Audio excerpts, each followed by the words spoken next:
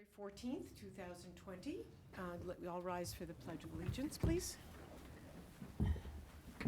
Pledge allegiance to the flag of the United States of America and to the republic for which it stands, one nation, under God, indivisible, with liberty and justice for all.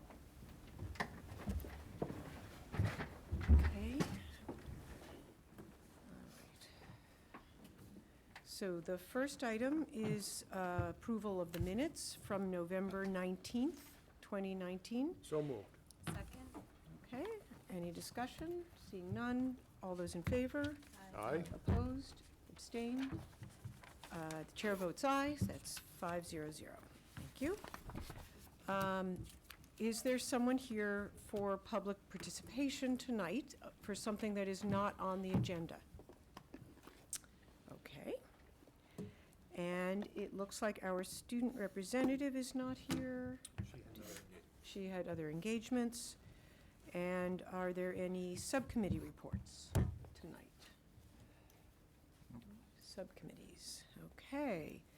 Does the Ways and Means Committee have any reports? We have a subcommittee meeting tomorrow, right before Ways and Means, just to vote that warrant article before it goes to the full committee. Okay, and you're referring to the warrant article number, do we know what number there? I think it's number 6. It's the transferring the money from the Pine Glen tables to the, middle school tables to the Pine Glen heat pump or something. Okay, so that's article number 6. Okay, thank you. Are there announcements tonight? Dr. Conte? Okay. Oh, go ahead, Mr. Nelson. I just have one brief announcement. It's probably new business, but I was privileged to attend the Eagle Scout ceremony on Saturday, the 11th, for Mr. Aaron Rippon, who has earned his Eagle Scout badge. It was a beautiful ceremony. John was there, and many representatives from the town were there. Ken Gordon was there, and I just wanted to congratulate Aaron and his family for doing a wonderful job. Aaron's project was to improve the trails at the Sawmill Brook Reservation Conservation Area. There's some prior scouts that started the process, and he extended it, and he made it a more enjoyable area for people. So if you're ever inclined to take a nice walk out in the Sawmill Brook area, it's a beautiful spot, and Aaron did a great job. And I always say that the project to become an Eagle Scout is impressive normally, but to get the number of merit badges that you need to earn the Eagle Scout Award is absolutely impressive. And I just wanted to congratulate Aaron and all the prior Eagle Scouts. We have a great Troop 103 here in Burlington, and they've done a phenomenal job. They produce probably as many Eagle Scouts, if not more, per capita than probably anybody in the state. So they do a great job. The leaders are fantastic, and it was a great ceremony.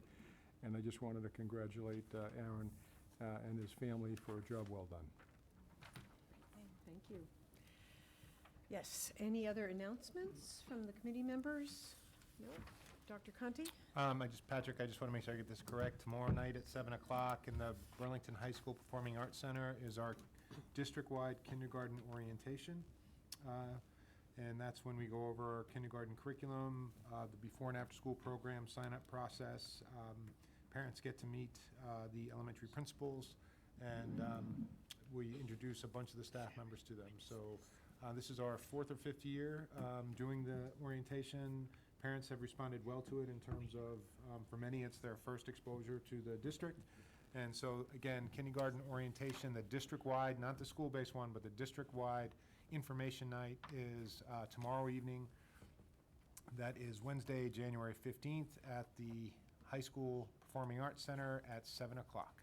So we're looking forward to meeting the class of 2033, I think. So the parents of the class of 2033. So. Wow. Thank you. All right. No, if there's no other announcements, we'll move on to instruction and technology.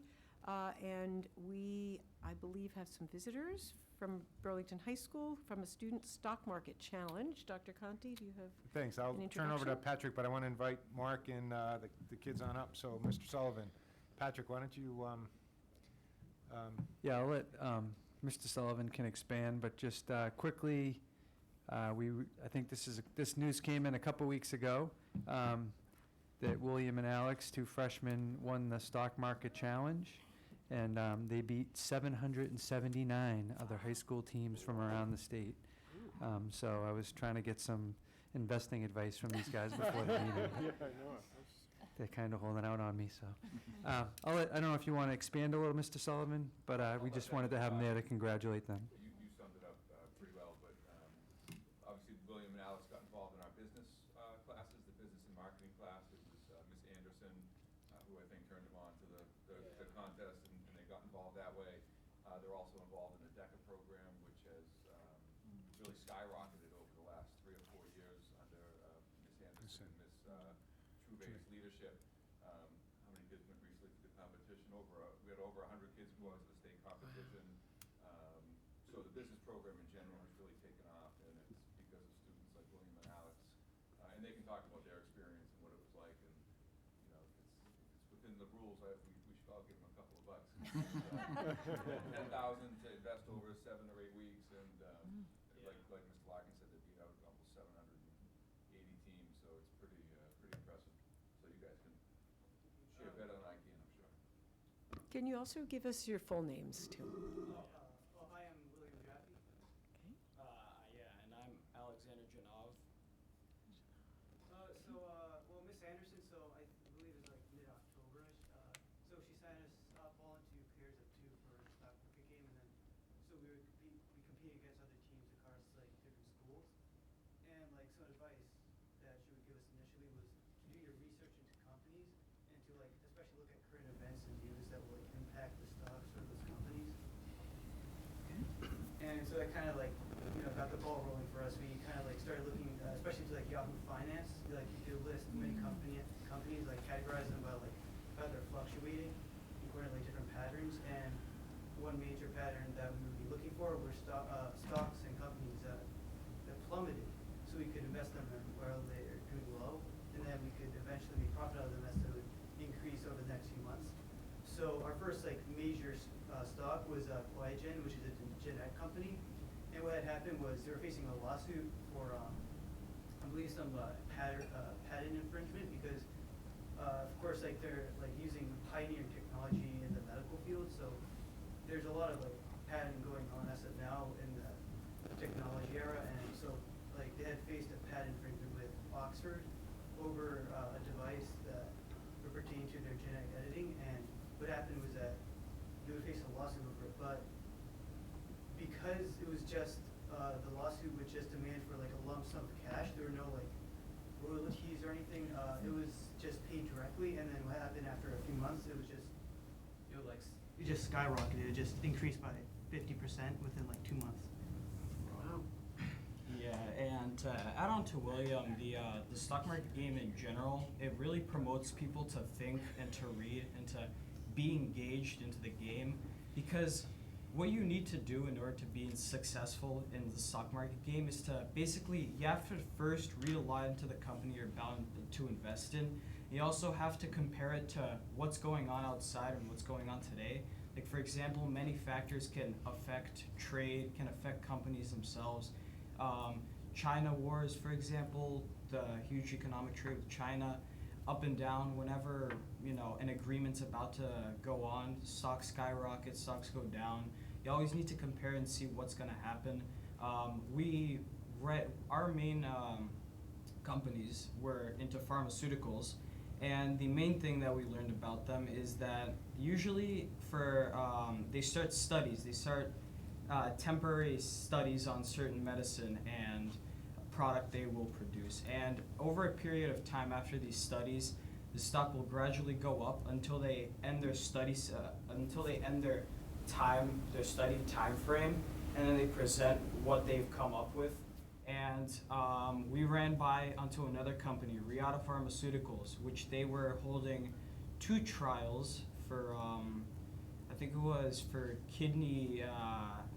a kidney disease, and they came out successfully in both of those trials, and they went from 95 per share to 210 per share increasing with 123%. And, you know, it was really interesting because we also worked with other students to, we discussed with them and see what was, you know, what did they find, what did they investigate, and it was really interesting, all in all. Of to course, when we really- found a real hit, we would try to keep Yeah. it a secret. What was that? Of course, if we found a really big hit, we just keep that a secret. I think he said he found one, he's not telling us.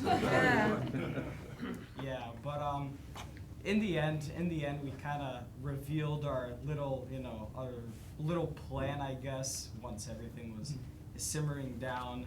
But you know, it really engages people to talk a lot, to investigate. It was very fun. So how much money did you start with? We started with $100,000 and ended with $145,000. In how many months? 2-3 months? Yeah, it was 2 to 3 months, about somewhere there. Yeah. Was this real money? No. Unfortunately, it isn't real money. It's a simulation which. It's based on like real life stock market. Yeah. The stocks, the decline and incline is based in real life. You know, the game starts at 9:30 and ends at 4, just like the typical stock market, except the money is not real, unfortunately. And it's limited to the U.S. stock market. Yes. Yeah. So, anybody have any comments, or, yeah, Mr. Murphy? Congratulate them. It sounds like my method of throwing a dart at the dartboard is probably not the way to do it. I appreciate your valuable insight and your experiences. It's, all kidding aside, it's getting into these type of projects at this age is obviously going to be beneficial to you going forward. But it's just another vindication of some of the activities and extracurricular activities that the students can take advantage of at the high school. So hats off to the administration for that. And it's glad to see that you guys took part. It sounded like there was a lot of students that did take part, so it's Yeah, I think by the end of the whole term, I think it was about 1,200 teams. Wow. I think they just like joined sporadically. Wow. that's great. Well, congratulations and nice job with your presentation. Thank you. Thank you. Mrs. Russo? I'm just impressed at how much research went into each one, and you must have learned a lot, it sounds, than just the money aspect of it, but patents and the research on kidney, you know, it wasn't just a cursory look at what these companies were doing, but more of a deep dive. So I'm very impressed at that angle too, that the students might have gone in thinking stocks, but come out knowing so much more and learning those investigative skills that are really critical now and helpful. So, and again, hats off to the business department and the administration. It's excellent. So hopefully your parents followed along with at least some real cash. They're having you do some investing now, but nice job. Thank you. Mrs. Monaco? So what you want to ask for your birthday is a brokerage account and get into it for real. Congratulations. You obviously did a great job. And my experience tells me that some people really have a knack for it. And if you really have that knack, use it. You'll build up your retirement fund in no time. Thank you. Thank you. Good luck, and thanks for doing it. Great job. Yeah, people have been saying for years that we should do more in high school about educating students about finance and investing and things of that nature, and it's nice to see that we're doing that here in Burlington High School. Even though it's an extracurricular project, it's nice to have that option available to kids to learn about things that are so important once you graduate. So you guys, I'm sure, are going to do very well, and congratulations on a great job. We're very proud of you. Thank you. And I want to congratulate you as well. It sounds like you really did a great job. And I have a question, which is, it's related to what Mrs. Russo said, which is that you had to do some research about, you know, kidney disease and pharmaceuticals and what's going on in China and current events and, you know, so did it make you think about sort of for where you want, what you'd like to study more? I mean, are there classes in high school or ideas for college that got you interested in outside of the actual investing in the stock market, although that is a career in itself, of course, but did that kind of make you think about some other areas that you want to learn more about? I mean, I think like it kind of like exposed us to like this whole business and entrepreneurship like environment like in this country. I mean, I feel like before this, like this year, before we were allowed to take our electives and like such wide access to extracurriculars, like I think we're kind of like limited in like the subjects we could take. I feel like, but like, you know, entering high school is like kind of like the world kind of just like unfolds. It's like introduce like so much and like aspects that you could like travel into us in your future. So I think like, I've definitely become like more interested in the business and most likely entrepreneurship, I'm hoping. Oh, great. Yeah, what William said, it really does open up a new perspective on the entrepreneurship and like creating a business, because you know it really shows how tough it is to create a business, to again invest, and in general, yeah, it's very nice. Great. Well, thank you. Any other comments, Dr. Conti? No, excuse me, no. Again, when our students represent our community, we look really good. So thank you for doing that. And please pass on our gratitude to Ms. Anderson, Ms. Trouvé. I know they put in a tremendous amount of time, and that program's really growing, and it's not by accident. So it's due to their efforts. And our electives are competitive, and if you guys weren't enjoying it, then students wouldn't be signing up for it. So it's also a great reflection of the teachers too. So thanks, guys. Yeah. And Good. Thanks again. Thank you. you have to beat it now next fall, right? Yeah, of course. All right, you're gonna get a reputation. So we'll be following you. Yeah. And it looks like part of your one of your families might have come. Did anyone come with you? No? Oh, no. No? Okay, well, congratulations to your families as well. Thank you. Yeah. Thank you. All right. Okay, the next item on the agenda, did you want to take anything out of order, Dr. Conti? I did, Yeah, thank you okay. for reminding me. Again, while we were talking about high school electives, we do have Joe and Mark here. Unless, Mark, you'd like to wait until further on the agenda, are you ready to go now? We're ready. Are you sure? Yes. Okay, It's entirely up to you all then. Okay. so we we'll- can bump ahead to 7C and D, the program of studies for the first reading. And then Mark has presented to the committee last spring about some of the high school scheduling changes proposed for next year, but just asking him to represent that information to the committee. Well, I thought you had all the necessary cables. Sorry, we know you come from a different building, I'll tell you. Somebody actually stole mine recently, so I don't know. They tend to grow legs.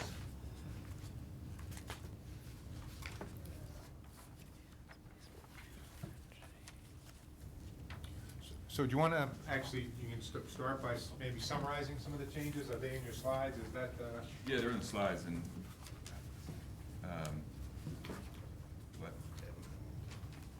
yeah, and the memo was provided. And just a clarification, the memo just outlines some changes that we want to highlight and bring to your attention. All the changes in the full program of studies draft in red.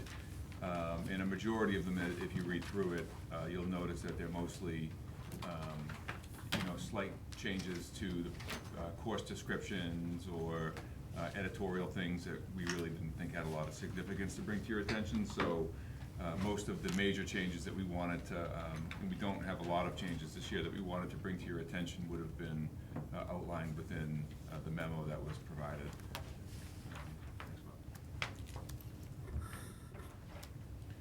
So as we do,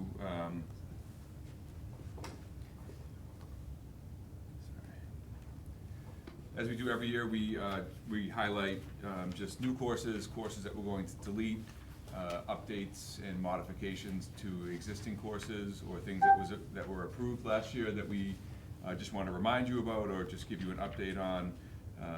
And then Dr. Conti asked me to give a brief update on the schedule change that I presented last year as well, which I'll do at the conclusion.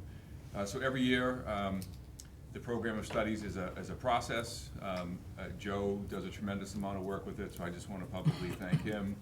He's the gatekeeper of the program. He puts a lot of time and effort into it, as well as all our teachers and instructional leadership team at the high school. They're responsive to what they want to see their students getting, so they're responsive to feedback that they get in the classroom. So all the proposed new courses and the changes to courses really come from student and staff interest and passion in what they're seeing as what is relevant and engaging for students to take, and is what we put forth in the program. So I want to thank not just Joe, but all the department heads and teachers who make these recommendations for us. So some new courses that we're going to propose in the program. I'll do the first few, and then Joe can take over. The first one is Bridge to Social Emotional Learning, and this is a course that would run within our Bridge program at the high school, which, as most of you know, services our students with social emotional needs at the high school. And I won't read the whole description, but it is in the memo. But it really is just to enhance their mental health literacy within their time in the Bridge program. And that would be a college prep leveled course. The next one is College Business Topics. Again, the last several years, Ms. Deacon, Mrs. Anderson, and Mrs. Trouvé have really beefed up the business program at the high school, so they're constantly looking at what, and through the DECA program too, what areas of business students really need to focus in on, and what courses would best meet the needs for the program. And so this was really for students who were interested in business for college, for a career, and it includes things around Microsoft Office certification with Excel, business management, and human resources.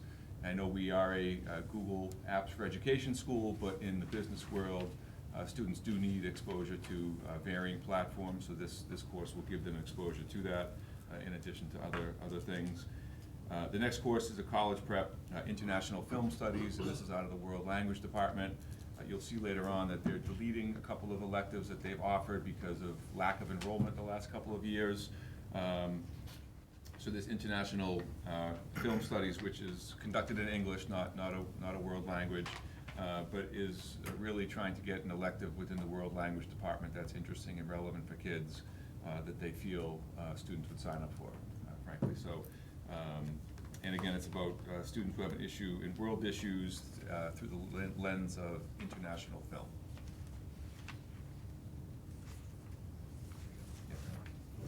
Good evening. Two new additional math courses. These are going to be semester courses. As Mark said, later in the presentation, we'll talk about some deleted courses, but there's a course that we currently have that's called Applied Math. That course will no longer be offered, and the math department is trying to provide options for students that get beyond Algebra 2, but aren't quite prepared for pre-calculus, still looking for college level or college prep math classes. So as you can see, the names of these two courses, Mathematical Decision-Making and Math in the Media. Students can also consider taking these as an elective, so a student could still take a full year pre-calculus and then maybe one of these courses as an elective.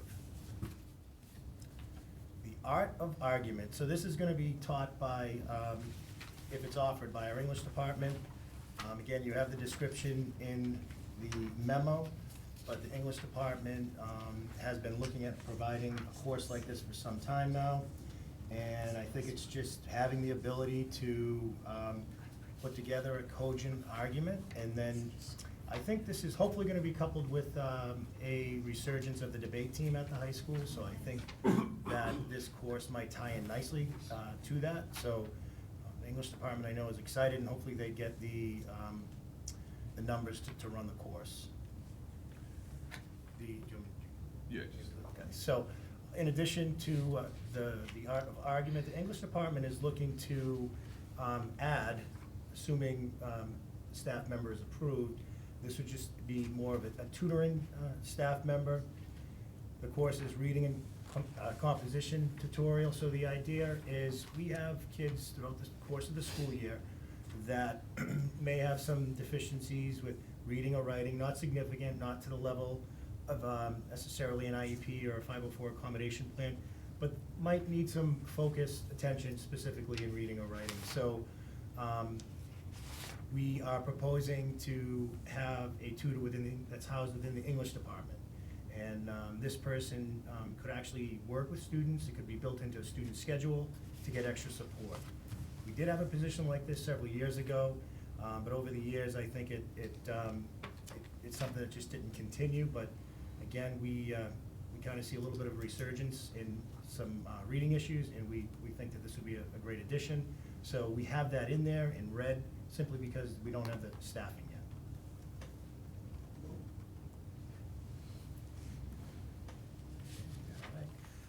So courses that are going to be removed. One thing to keep in mind too, and department heads try to communicate this to students as well. Some courses may come back.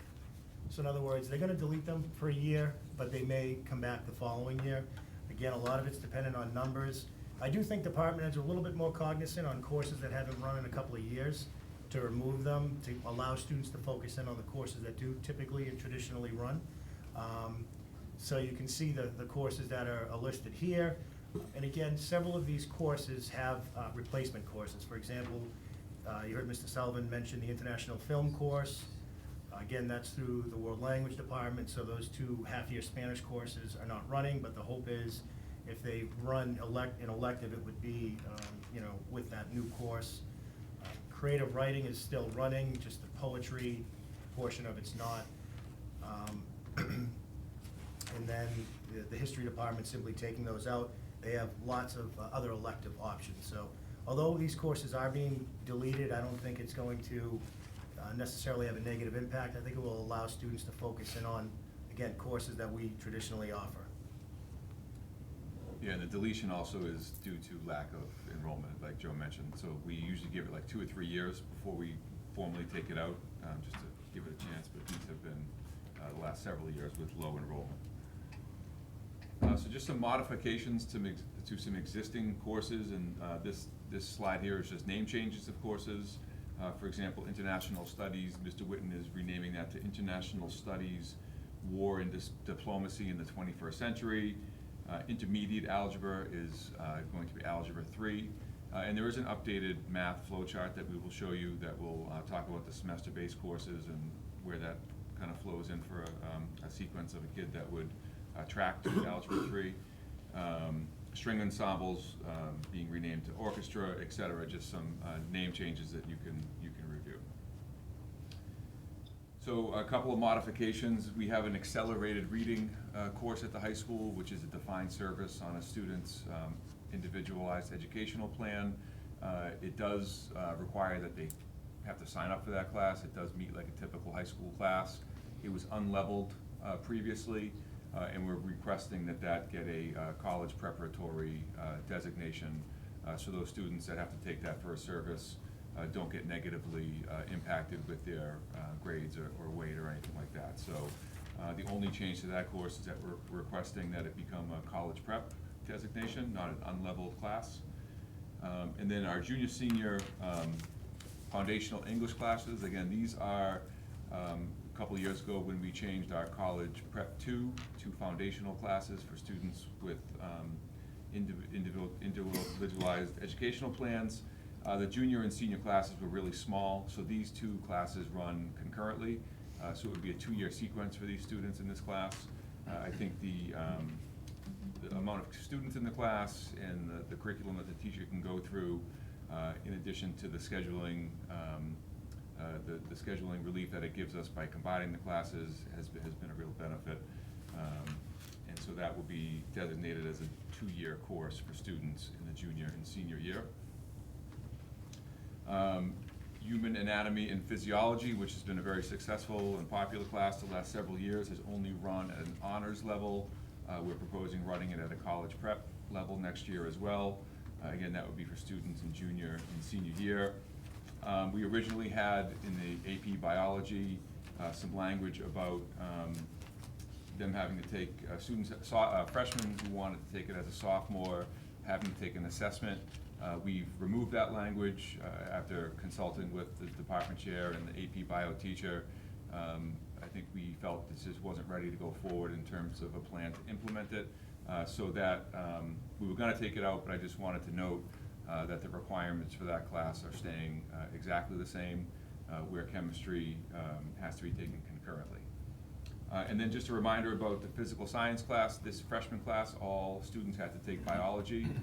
We went to a biology first model, and majority of our students will be transitioning into a sophomore year physical sciences class, which you approved last year, but that's just a reminder that that will be what it looks like next year for the sophomore class.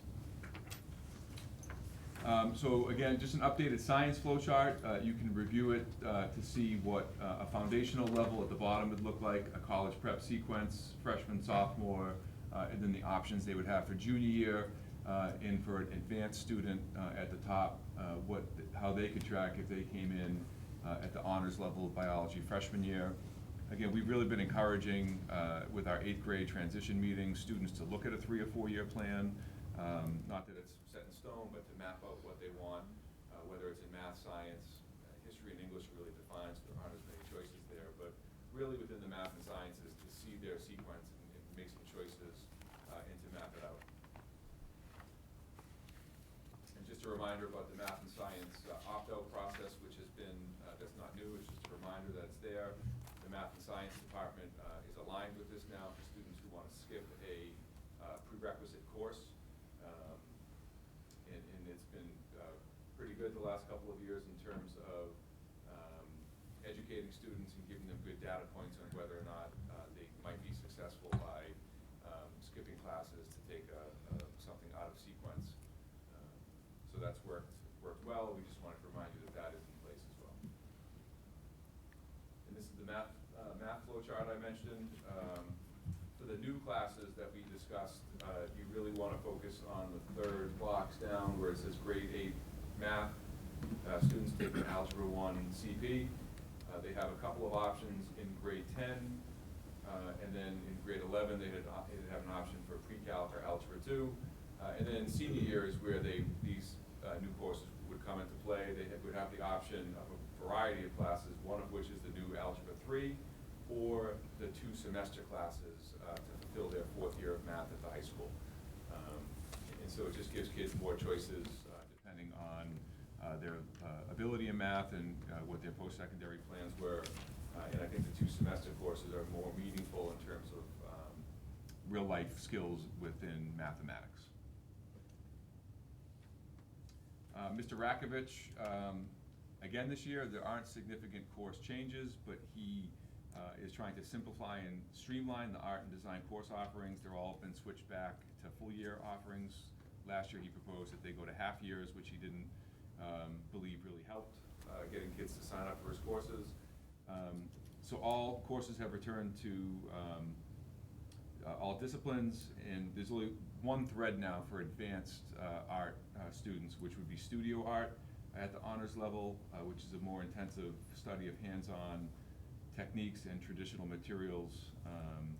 And so if students really were into the arts, they'd have that one pathway for a more advanced sequence.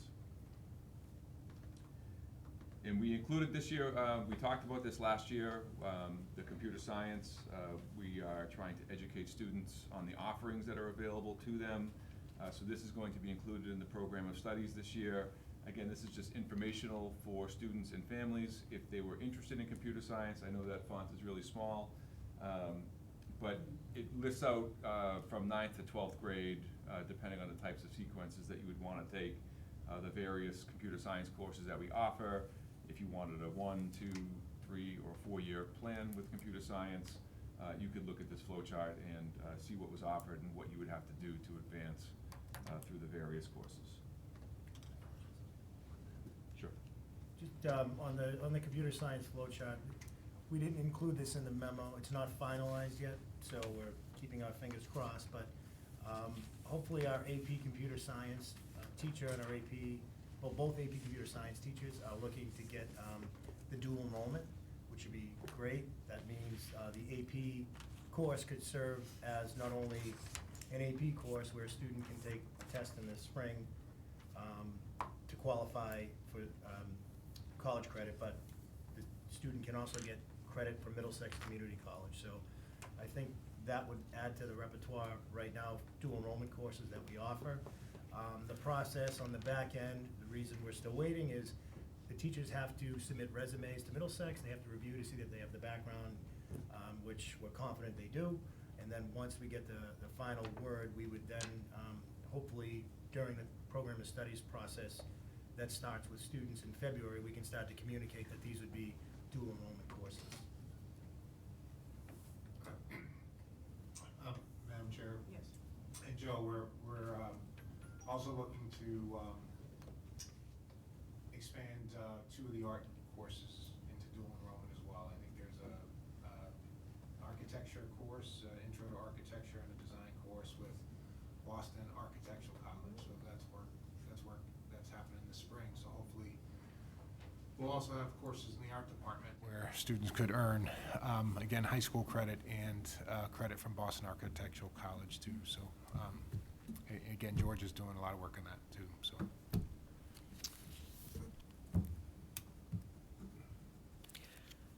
All right, so do people have questions or comments? Yes, Mrs. Monaco? Yes, I have a whole bunch. Starting with the bridge program. So my understanding is that currently there is no credit associated with the bridge program. Correct. And so what's going to change to make it worthy of credit?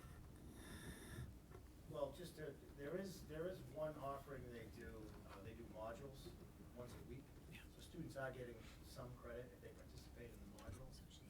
So the course description that is provided spells out specifically what they're doing, but I think they're kind of revamping and upgrading what they're doing. Students are spending the time there. I think if you talk to anyone in the bridge staff, they would say that they've been putting that time in pretty consistently. This is a way to recognize those students with credit as well. So I think they're just kind of upgrading what they're doing in terms of the course description. I think some of the students are there for any length of time during the day. It varies depending upon need, and they're not necessarily there because they want to. They're there because of the needs that they have that need to be addressed in a variety of different ways. So similar to the accelerated reading, if a student's on an IEP and they have a service, to give that a college prep designation to not negatively impact or not level a class that they're taking that fits their needs. I think the bridge program feels strongly that if you read some of the descriptions, optimizing, maintaining good mental health, identify and understand negative patterns of thinking, decreasing stigma, all these things in terms of assigning credit are things that they need to access their education and overall well-being to be good citizens in the school. So I think the credit is really recognizing their efforts to invest in themselves, to be members of the school community, and they have to spend that time up there as it is. So I think to not allow them to access credits when they're working on things that they have to do to be able to function in the school, I think is just, one, rewarding them, that may not be the best choice of words, but recognizing the effort that they have to put in. And there is a curriculum associated with this. There are modules that they have to go through. They have to demonstrate proficiency in a variety of techniques, whether it's meditation, there's a whole variety of things that they do with kids to Okay. address it. The three courses that are changed from college prep to honors, what's changing about those that they would now be honors courses instead of? The computer science courses. The database management, introduction to game design, and Python for programmers. So those courses haven't run in a couple of years, and I think what they're trying to do is, they're trying to attract other, students that might want to shoot for the honors credit and take the course. And in terms, I think the course itself, the description, may have been slightly modified, but I think the teacher teaching it is also new to the computer, new in terms of, he's been a math teacher for a number of years with us. He started teaching AP Computer Science, very good teacher, and I think he's really trying to find some ways to attract students to take those courses. Okay, when it says FOU, that's a foundation course, does that mean that it's not honors or college prep? Correct. So those are courses that are not accepted by colleges? Yeah, so the foundational level would be modified to a point where it's not something that would be tracking towards college, because the modifications of the curriculum is such that it's not, it doesn't meet the same standards. All right, and the last one, and I know you've taken out the request to put in an assessment test, but I know you had a lot of discussion with Mrs. Russo about this yesterday, and I was doing my own kind of homework on it in the background. And I have a few things I'd just like to point out about this. I think that it used to be that the kids didn't have to take chemistry concurrently, the sophomores that wanted to take this. So sophomores can take AP courses. There's a limit. They can take one. They can take one per year, and there are 4 that they can choose from. One, they're only a sophomore once. What do you mean? They can take one AP as a sophomore, but there are 4 courses that To are choose available from. to them to choose from, right? Okay, so I don't really know how to say all this, but the AP Bio has become kind of a necessity for a certain group of kids. Usually when I'm here talking about different learning styles, I'm talking about special needs children. Right now, I'm talking about the other end of the spectrum, and the kids that are very competitive, they have to take AP Bio. I mean, they just have to take it. That's the way it is. And they have to take it as a sophomore. So what has happened is because they have to take chemistry now at the same time, and I couldn't make sense of a test to see if they knew chemistry before they took chemistry to take bio. I mean, that didn't make any sense to me. So I'm glad you withdrew that. But I decided to do a little research. So I set up a 6-way text message with 5 of my grandsons, 4 who've already taken AP Bio, and 1 who's currently taking it. And I asked them all, did you need chemistry? And every one of them said no. Every one of them said, there are a few chemistry topics that you come across. For instance,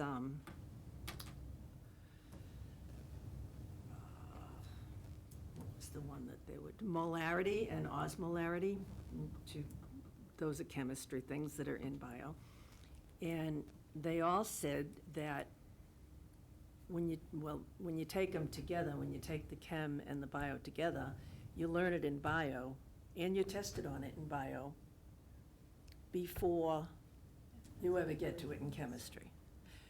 So the reason that I'm talking about all this is because there's a lot of competition among kids to do well and to have the right courses and all of that.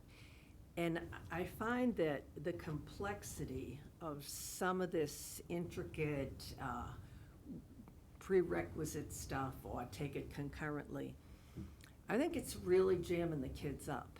It's taking away their flexibility to do what they want to do, to study the things they want. An example is that you can't take band that year if you take the 2 sciences, or if you happen to have given up computer science to take band, you can't take computer science to take the 2 sciences. And I think it's very rigid. I can understand from a teaching perspective that it might be nice to know that you've got a really solid group of kids academically that aren't gonna like not understand the chemistry. But I wonder if there isn't another way to judge that. I wanted to point out that I think it's a little bit unfair to make them take both chemistry and AP Bio at the same time as sophomores. And I wanted to point out exactly how it limits their other choices. And it does limit their other choices dramatically. So,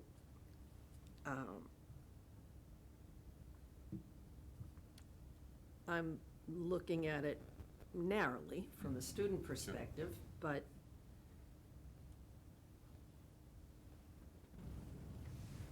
anyway, I've said my piece. I don't think they should be forced to take chemistry at the same time. So just a quick comment. You know, the teachers, obviously, Mrs. Potters and the AP Bio teacher feel strongly that chemistry is a necessity. They do say some of the concepts are covered in honors bio. You know, we did look into some area schools, and it's a philosophical question. A lot of communities don't allow sophomores to take any APs. So it is a philosophical thing that came up several years ago, and we made the decision to allow them to do it, to meet student need and requests. And you know, it's definitely something that does limit their choices. And one of the things with the new schedule, we explained to Mrs. Russo as well, there is no additional lab associated with the AP Bio next year, so it's not, we're hopeful that it will help reduce a lot of schedule issues that came up for students. So it is a potential solve in terms of. Will it enable a student to take band or to take computer science? I think, well, band is tricky to answer because it only is 3 periods a day. It meets three classes. It's not run multiple times, so if you wanted to get into, say, an English class of your choice, it might be a lot easier because there's a lot more sections running of that particular class. So band has always been tricky anyhow because of the number of sections that we have, and it usually bumps up against a course of interest to some group of kids, especially when we have 100+ kids that want to participate in the band. So that has always been an issue, not even just with AP Bio, but with a lot of different classes that we run, because if we had every period of the day a section of band running, it wouldn't be an issue. And so that really is the problem with band. I can't say specifically or definitively how it will look next year because we haven't run through the master schedule building it this way yet. But students would have to have an extra period assigned for the additional AP Bio lab. So theoretically, they should have some more relief from a scheduling sense. And again, I think kind of, you know, philosophically, how they should schedule that. Is it best for them to have another demanding class there? Would it be best to have an elective that might not be as demanding? So again, I think you come down to kind of people's wants and wishes versus what we philosophically think might be best for kids in general. So Well, maybe between now and the next meeting, you could think about it, whether or not there's any workaround for this, because I really think it's unfair, but that's just my opinion. Sure, we will. Mrs. Russo, Do you yeah. want to stay on this? Sure. Sure. Okay. So, if Yeah, you go don't ahead. mind. Okay. Thank you for your time yesterday in talking, and I just want to highlight that the teachers are excellent. You had a new teacher come in after the infamous Mr. Woods, and he's, you know, just picked right up. And to Chris's point, which I didn't realize when we had talked yesterday till after school when I spoke to students who had this chemistry AP prior, their point was exactly what Mrs. Monaco had said. They were learning the chemistry after they had already taken an AP Bio and had it, and they said that they learned it in bio. So again, I think kudos to the teacher who's teaching this class, because they are doing a nice job educating the children with the chemistry that they need. So that was something we didn't speak about yesterday that I found out about last night from the 11th graders that I thought was very interesting. If these classes aren't aligned, then I'm back to feeling it's not necessary. Yeah. I appreciate what you said and looking at the schedule for next year. Having no lab, and then there would be some study halls, because my big thing is there are no study halls. So they're taking these 5 classes, 2 of which are science classes, and there's no break. Yeah. You know, and then they want to do extracurricular activities, and we saw how, even though it's an extracurricular activity, that stock market wasn't just like, oh, let's go, I don't know, you know, finger paint, let's say, Sure. you know, Yeah. but even finger painting can be more in depth too. But so I'm still leaning towards, let's look and see if this is really necessary. So if I could just make one point about the student perspective, about them being able to learn the chemistry in the moment with the bio teacher. Mhm. He does say that negatively impacts his ability to keep pushing through the AP curriculum for the AP bio, because he has to stop and do the chemistry. So that's, from their perspective, Mhm. that's what the kids are experiencing, but from the Mhm. teacher perspective, it does inhibit his ability to kind of move through it. It's a very fast-paced It curriculum. is, yep, they start in the summer. And so just, you know, for full disclosure, so Mhm. the facts are there that, yes, they are doing that and they are learning it in the moment, Mhm. but the teacher has to stop the AP bio and do the chemistry with the kids so that they have the foundation to be able to do the work, so that's just Yep, wanted to and add that's where the tracking of the AP scores that I had asked for is helpful too, because we do have a whole cohort of students that took it without the chemistry. Right. There, and then just, you know, I feel, the other thing I felt was they were very limited in their choices. The reason my daughter took the AP bio was she thinks she wants to go into animal care, and that was something, you know, that she was interested in and wanted to follow that route. But then she also felt like, when we spoke in the spring, because I was confused at the change with Mr. Armato, he said they could take an elective instead of the history, because one of my concerns was such a course load. And for her, you know, she has an older brother who went through the college search, who we dragged along sometimes. So she's like, no, I really want to have the four social studies classes. So I really like to have that social studies. So, you know, certain students that are taking the AP bio are also certain students who are looking further down the road and what they're ultimately might be leaning towards. So, you know, it'd be nice to put the foot down, say, no, you'll be fine with the elective, but there's a trade-off of letting your child make those choices too. So, again, I appreciate all your time. I appreciate the department and the teacher, and this is not a reflection of anything we feel about that. It's just looking at the schedule, looking at what's being asked and what they're missing out and on by having this. And is it possible, because we did have a group of students for years do it one way, is it possible to somehow amend or even half chemistry? So the first half of a semester, a year is half chemistry, though they'll be taking chemistry and that'll mess up the whole science. But really just thinking, what else is there? That example I threw out might be absolutely ridiculous, but just throwing out and seeing what sticks. So I appreciate it. Mark, can I just ask for clarification? Yes, Dr. Conti. And I just want to make sure, so this is Monica, your point, you're saying you want to decouple honors chemistry from AP bio For sophomores. for sophomores. Only. For sophomores, so there'll be 10 to 15, It's a small, so it fluctuates. We had one uptick a few years ago, there was like 16 or so kids, average is 8 to 12 kids. right, I got it. So part of, I think the scheduling dilemma for me is there's always a ripple effect or a cascade. So a possible scenario would be these students are very competitive, as was mentioned. They could concurrently learn the chemistry, get through AP Bio, they could take another elective with AP Bio, if not required to take honors chemistry. They could say, take a computer science class, as was mentioned. Junior year, because they took honors bio prior to AP Bio.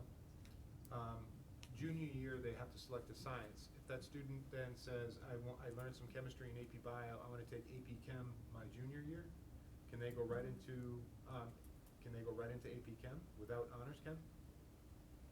If they pass the test. Without honors, Kim? Yes.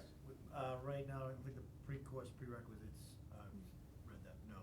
I think they need to take the chemistry honors first. I thought there was an opt-out test. Well, there's an opt-out test in pretty much every subject area, so they they could take the opt-out test. For then go right into then AP Chem junior year, and then they could do AP Physics senior year. Yeah, so it's all up here. I'm sorry. Yeah, it's okay. Right. Yeah, so if they took any of the courses that are up here, so, if you're in the advanced sequence at the top, 11th and 12th grade options, so, you were mentioning they took AP Bio junior year, is that what you were saying? No, I'm saying for the sophomore, we'll have, say, 15 sophomores. I understand the comment was to decouple honors chem from AP Bio, and with this group of sophomores, again, they can probably do that. Then I'm worried about the course selection, junior year, then moving forward, because again, there's always a cascade, and I just want to make sure then, if we're allowing an AP Bio decision, then again, you may get some of those sophomores saying that I don't want to take honors chemistry junior year, I want to take AP chemistry junior year. I'm just saying as an example, my mic's not on, AP chemistry as an example. Could they do that? I just want to make sure there's an opt-out, or else we'll be having this conversation, I think, with a group of sophomores then their junior year, because we would never want them to have to take concurrently honors chem and then AP chem at the same time. That would be wouldn't make sense. And then what we've had happen in the past is then some students would take some chemistry over the summer. So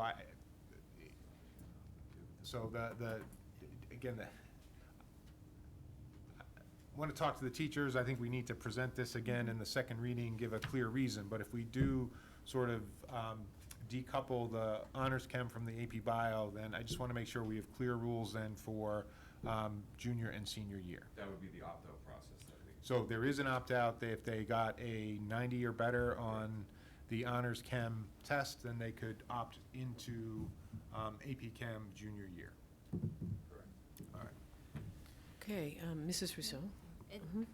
Just what I've seen from the past with the others, once you get past the sophomore year, it's wide open for AP. It's history, it's English, there's just so many more options also. Correct. For them Yep. too. So I think that helps once you get through too. Again, I think the tricky part is the science and math, because English and history, there aren't the prerequisites that live within the science and math departments. So I'd like to see if anyone else has a comment on this topic, and then other No, I'm okay. comments. I don't know what the right answer is. I'm not going to propose a suggestion, but if you can look at it with the teachers, I tend to think that the teachers have thought a lot about this, and that it's probably something that's a valuable thing, but certainly they should look at it. I also feel like this is a conversation we have periodically about kids who can't take everything. And I just want to lay that out to people, that once again, we have amazing students in our schools, incredibly multi-talented and multi-interested. And the fact is that if you're taking the business track, you're not going to have time to take band and AP this and AP that and all these history electives that you want either. So I think it's a problem of a wealth of riches of our curriculum, and our students who are wanting to move forward, to take AP classes in 10th grade, which, many students don't, but some students really want that, and they want to have that challenge. They're very competitive. But I think that the issue of, but then they can't take band, or then they can't take a history elective, is going to be true regardless, because in the end, there are only, well, right now, 7 periods in a day, and next year, they're only going to be able to sign up for a certain number of courses, and I feel like we need to keep that perspective in this conversation as well. So I look forward to seeing if there is some kind of solution for these concerns, which are real, but I also see it in that perspective. So, did you want to respond to that before I? I did, I just wanted to make sure too, I think that's a good point, because we need to make sure, we're obviously preparing our students for college, but we are required by the state to offer, English, math, history, world language, PE, science, so we're mandated to offer those courses. We try to adhere and match our graduation requirements with the mass public colleges and universities, so I think that's a good point, is that we'd love for our kids to experience as much as possible, but we also have to make sure we're, offering courses that are required by colleges and universities. I just wanted to make one last point. I know when Martha was kind of tossing in other electives, the reason that I didn't mention other electives, and I mentioned band, and I mentioned computer science, is because in this day and age, in my opinion, especially the computer science, the kids may want to take a science every year, and they may want the advanced ones because they're smart kids and they're competitive kids. But they also want the computer science. They've already got to make a choice between music and computer science in order to, you can't take them both, you can't fit them in. And it's a tough choice for some kids. If you have a really talented musician that happens to be, also really gifted in science, math, whatever, it's a tough choice already that they're making.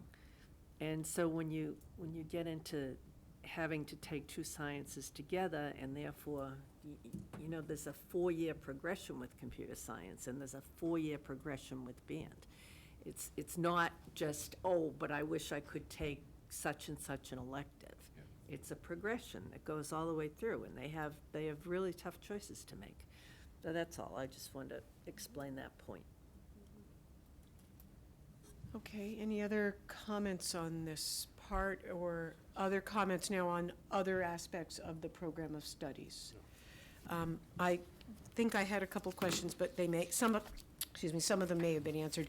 On the Google Doc, the red text, is that all things that are waiting for us to make for this to be approved? Okay. I'm glad to see that when the applied math was deleted, you found other classes.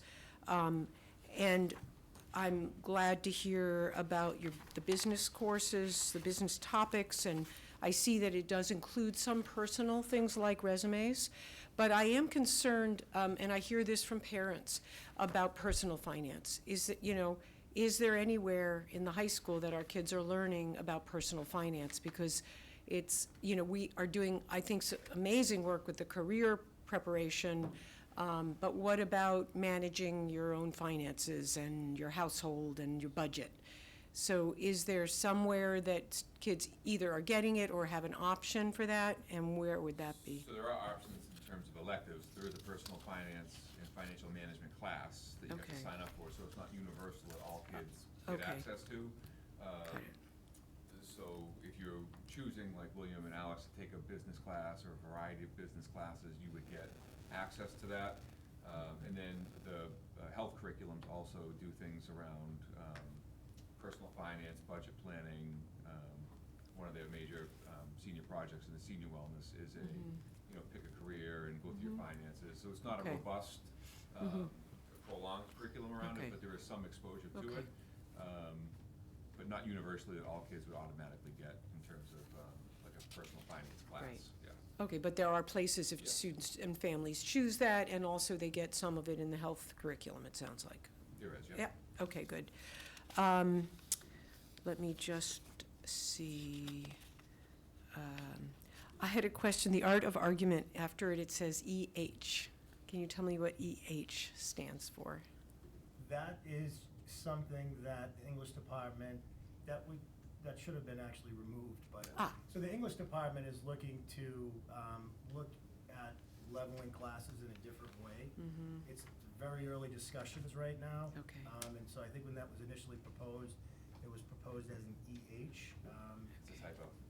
Okay, So it should have been removed. Okay. But I don't want to talk about. that's that. fine, if it's not a, anything's being Here for decided. another hour No, no, talking you about don't need to that. explain it, except just take it out, so we don't need to worry about that. It was something we were going to propose, but decided it was too early to do so. Okay, and, okay, let me just see if there was one other question, I apologize. No, those are my questions, so thank you.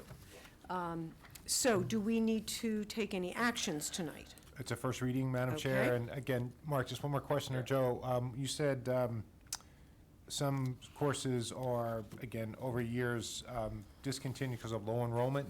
Does that differ per class, or do you have a guideline? What is low enrollment in your head? Low enrollment is something that we don't run typically under 10. Under 10. If it's a new course or an AP class, we would run it with small numbers. But if something's under 10 and we have other options, we wouldn't run it. So, There's no hard threshold, but it's right around there. so again, that factors into ways and means for number of sections. So people think we run courses, for 2 kids. We typically don't run courses under 10. Okay. All right, so is there any further discussion on the program of studies tonight? No. Seeing that, shall we move on to the high school schedule? So I presented last year, and I'll just do a quick reminder. Seems like a lifetime ago now, but during our NEASC work, during the self-study, there were some questions raised from staff and the various groups, students, parents, community members that were involved with it, about whether or not our schedule was best meeting our needs. So we included that in our self-study in terms of whether or not that was best for our students in the curriculum and instruction of the high school. When the visiting group came in, they confirmed what the self-study found. They felt like we could meet our 21st century learning skills in a better way if we had a different schedule. They felt our current schedule was slightly archaic in the sense that I think we're one of very few communities that, if I don't know how many at all, but see every class every day in terms of being able to offer different programmatic needs for students, whether it's a flex period or an advisory period that are going to be included in the new schedule. So it was really almost a 2-year process. There was a scheduling committee that Keith Missler and Lexi Dorjovic chaired. It was comprised of students, staff, parents. They met monthly for over a year and looked at a variety of different schedules, put out surveys to the variety of stakeholders. And they came up with a couple of options that ILT kind of took and looked at, made some tweaks, and we submitted one after collaborating with the union reps at the high school. We submitted one last April for a faculty vote, and the one we submitted was pretty much unanimously selected. There were a few that I didn't like it, very small amount. And again, change is difficult. I think the people that don't like it have their probably very good reasons why they don't. But the new schedule drops 2 classes per day. You see 5 classes in a day, and you either meet for 60 or 66 minutes. On Monday, Wednesday, and Friday, they're 66, and on Tuesday and Thursday, they're 60.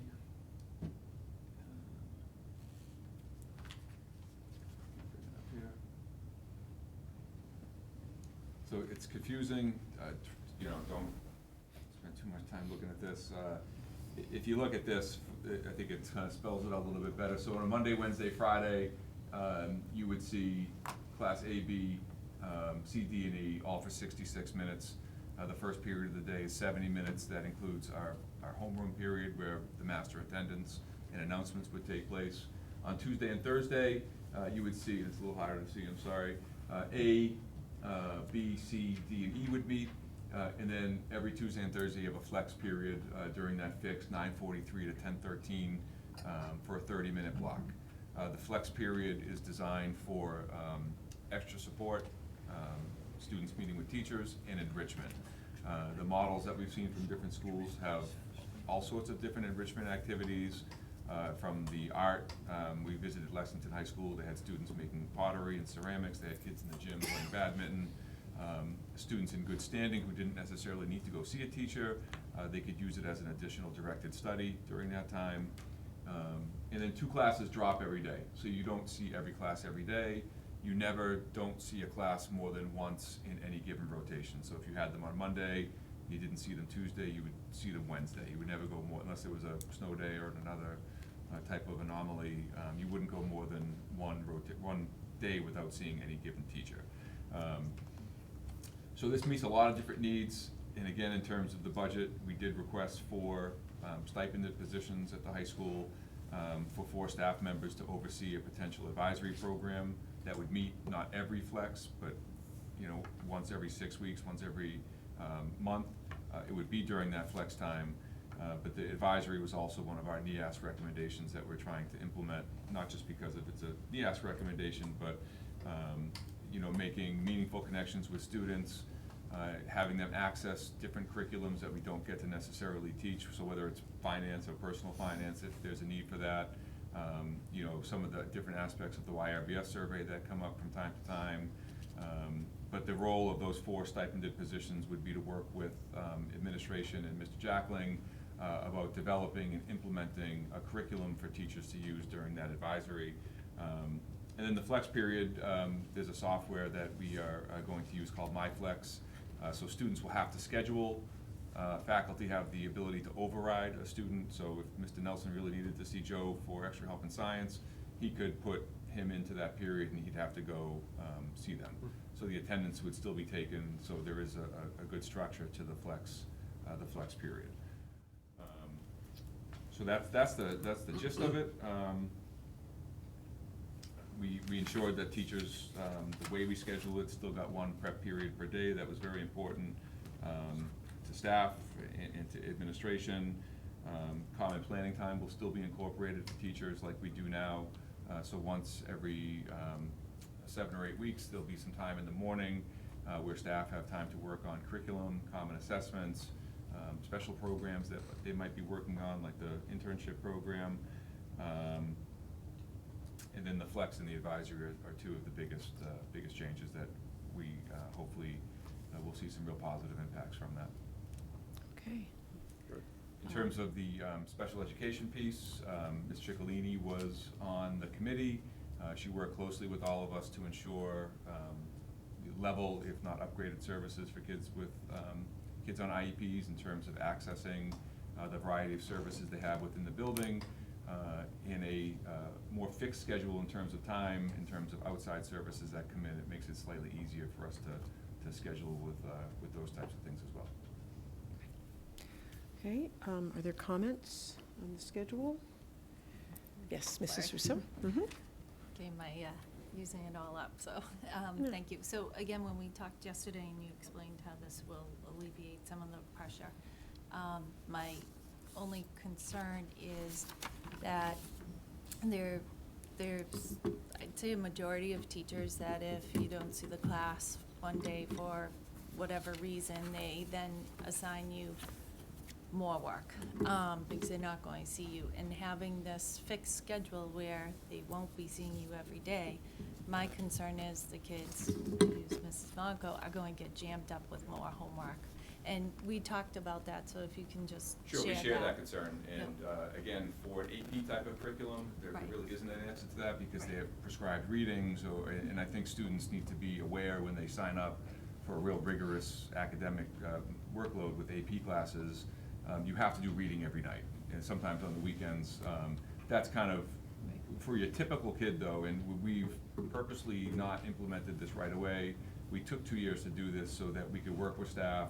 Staff could adequately prepare for the longer blocks of time during the day, not the 44 minutes anymore, but I've also stressed with them expectations about the new schedule, that if I have you on Monday but don't see you till Wednesday, you're not to double up on homework. And so, again, that will be kind of an administrative function, that if we see it happening, we'll have to have conversations with those teachers. And I know that will happen, you know, I don't think it will be widespread, but, you know, we'll address those individual situations when they come up. But it has been a very clear expectation that that's not what's supposed to happen. Thank you. And Yeah, like this whole year, so not all of our professional time, but the November and the March, they have been dedicated to going over scoping and sequencing for the curriculums, outlining expectations, and allowing teachers to work together to see what their lesson plans and what the first couple of weeks would look like in this new rotation.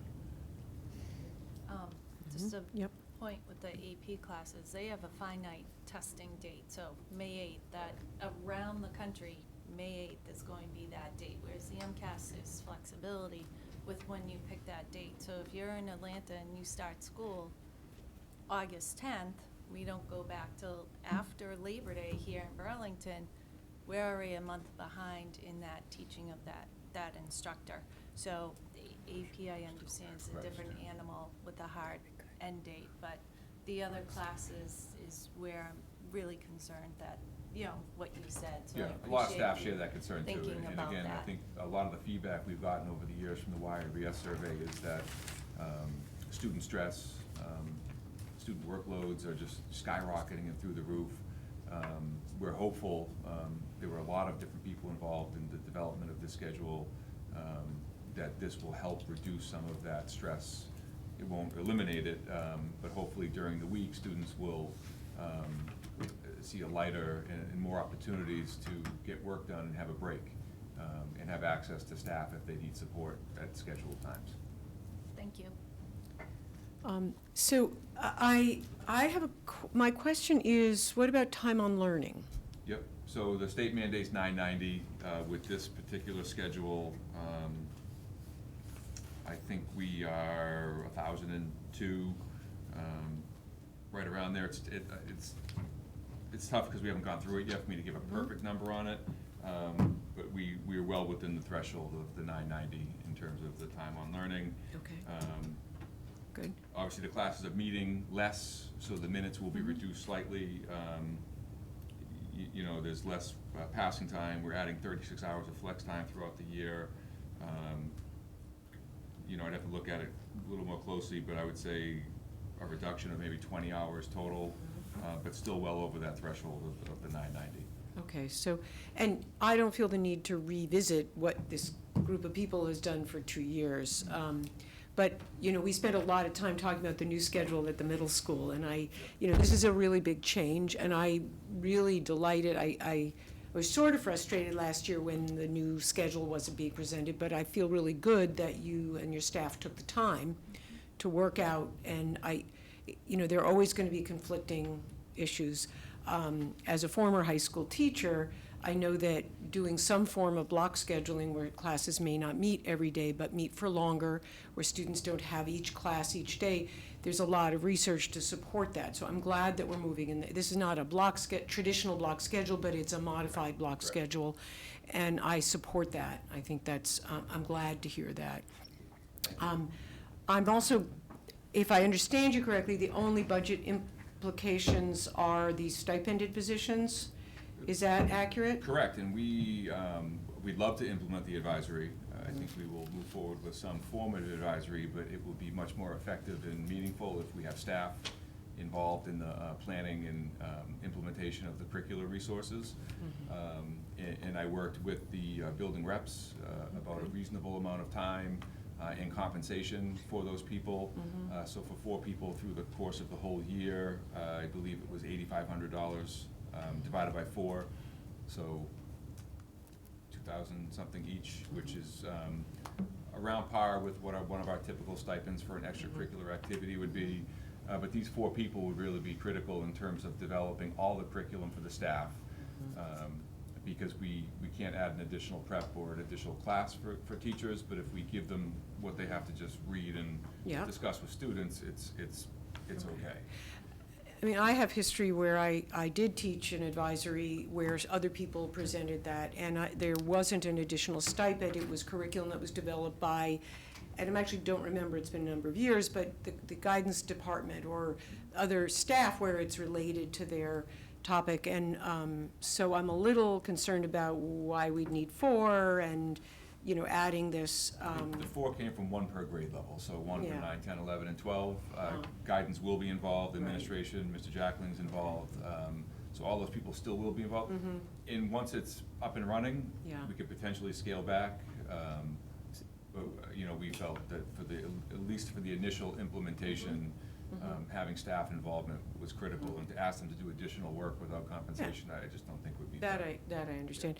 And I'm glad, because that was the other thing I was gonna say. Do you think after it's been implemented for a year, it might not need 4 stipends, you know, 4 people with stipends and such, so to keep Potentially. that in mind. And you know, I would hope that we would have the money to do that, because I think the idea of these advisory programs, these flex period, well, no, that's different from the flex period, but I think the advisory programming that I've seen in the past and that you've been describing is really a good idea and very important, and to do it well. And so I think that those stipended positions are representing, we want to do it well. So I hope that we'll be able to do that. And we've certainly had no shortage of people emailing us, you know, packaged programs too, Yeah. you know, $5,000 to $10,000 that, Right, you know, I feel would be much better being developed by our own staff. yeah, okay, good. Any other questions on the schedule? Dr. Conti, do you have anything else you want to add? No, I'm assuming the requests are part of your budget submission, so. Yeah, I've emailed it to you a couple of times. I know. And then we'll have to bring that up when we negotiate, so we will do that. And then, just trying to think of timeline, nothing's gonna impact the course sign-up, Joe, will be around the same, you'll run a rough schedule. So we're meeting, February 5th, we're going to the middle school to do our initial transition meetings to discuss course signups. They start February 5th. Right. Starting to sign up, so we'll be middle of February, end of February, getting pretty close to developing it. Yeah, the timeline's gonna pretty much mirror what we've done in the past, so, you know, there is a change this year for the 8th graders. They're gonna be requesting courses online, just like the high school does. Okay. That's gonna be done, obviously, with some guidance from myself and Trish Gibbons, and the associate principals. And the principal at the middle school are all prepared and ready to roll that out, so that will be a change. And I'm not too concerned, I think the kids should be fine doing it. And, you know, we should have the rough numbers to you, you know, sometime probably by, as Mark said, February, late February, March, right around that time frame. And you're not, so are you predicting any staffing needs then, off the top of your head? Computer Just science? the reading tutor, the 4 stipends, and I think I put it like an administrator or something, but we'll talk about that at budget time. Okay, Okay. all right. All right, All awesome. right, and Mr. Eiler, you had a question or a comment, please. Yes, thank you, Madam Chair. Not sure who this is a question for, if it's for Dr. Connie or you. Just some general questions about stipends, since they are sort of a big line item taken in total. I guess the first question, how are stipend amounts determined?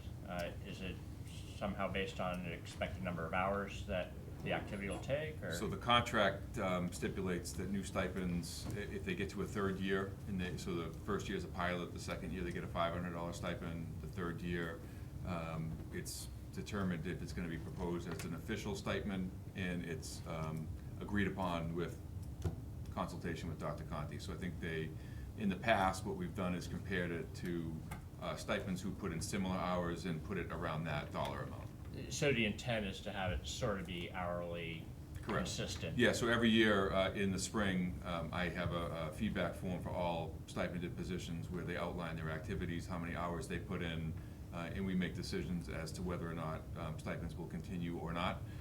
So there is a justification every year for all the stipends at the high school, and I know there are quite a few. Great, okay. And then a related one, for these specific 4 stipends that you're talking about, are those, is a stipend associated with that because the staff that would be doing this are already at whatever contractual limit is in terms of how much?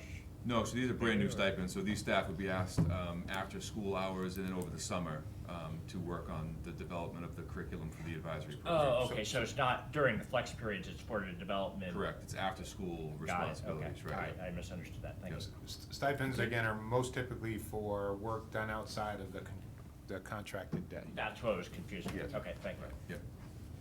So that's what Okay, we have. are there any further questions or comments? Is there any action we need to take tonight?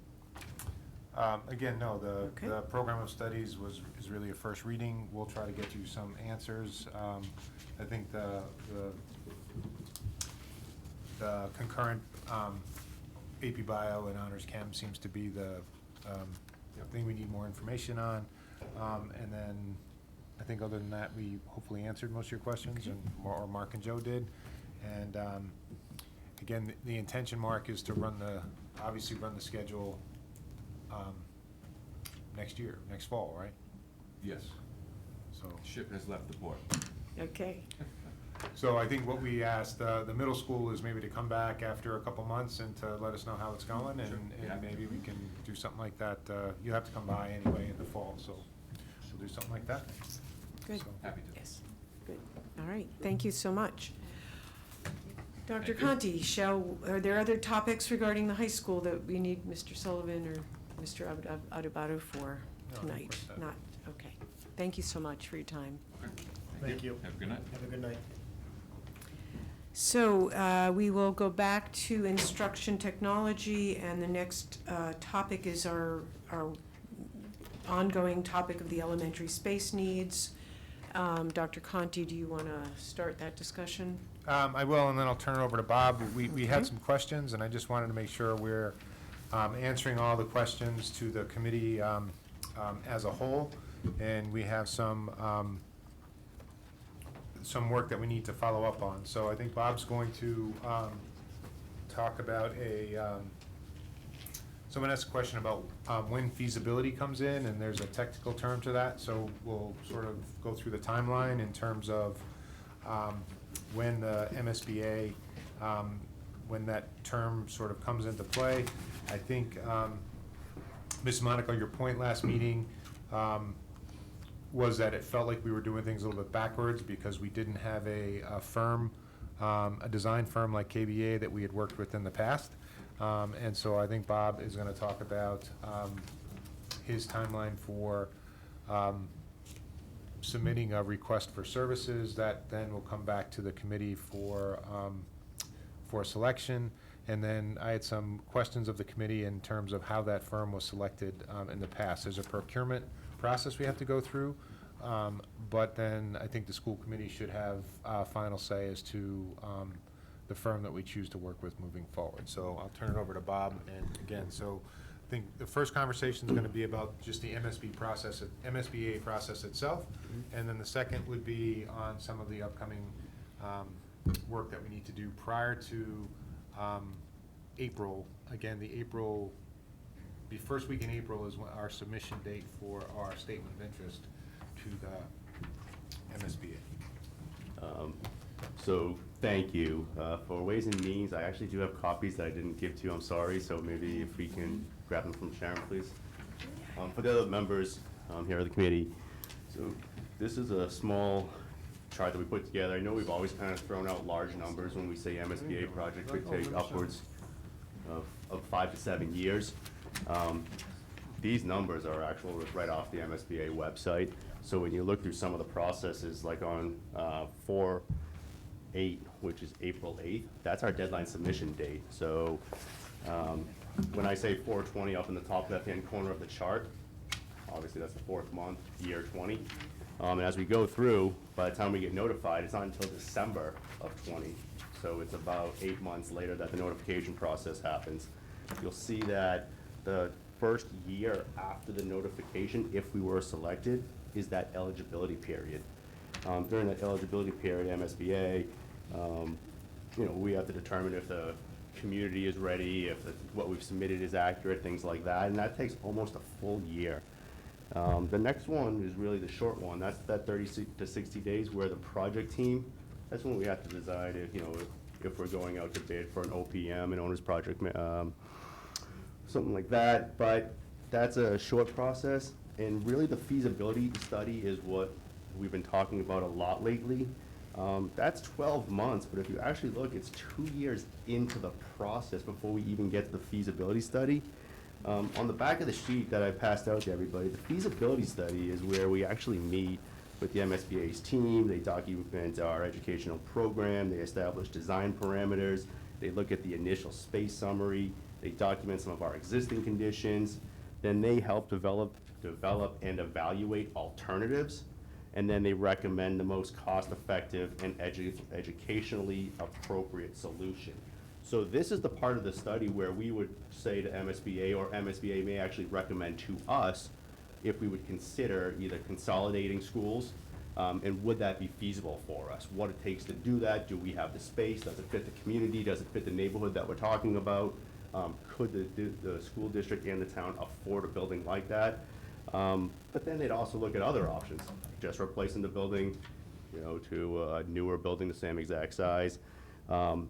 Those all get opinions from both sides of it until one final study is actually accepted by the MSBA and the town. So once that's completely done is when we would move on to full design schematic plans. Then we would look to funding the project. That's when we not only have to go back to town meeting for proper funding, but then we also have to commit to the contract with MSBA for their funding terms and how much reimbursement we're eligible for. But we also set the schedule of values then too, our milestones, our thresholds as to when we're gonna get reimbursements and when we're gonna submit for payments. Then you look, the detailed design. Well, we already did schematic designs a year ago. Well, again, those are the preliminary designs in order for us to get funding. Now we have to spend another year doing final design, multiple copies, and then we're 2 years approximately into construction. In some instances, this may be the high side, but in some instances, this may very well be the low side. I mean, to make sure that we get through the project team in 30 days, probable, but highly unlikely.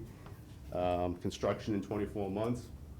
I think we'd all love to guarantee that the building would be done in 24 months, so we'd keep our fingers crossed. So again, 7 years is a slightly realistic number from the day we would submit, which again would be April 8th, 3 months from now.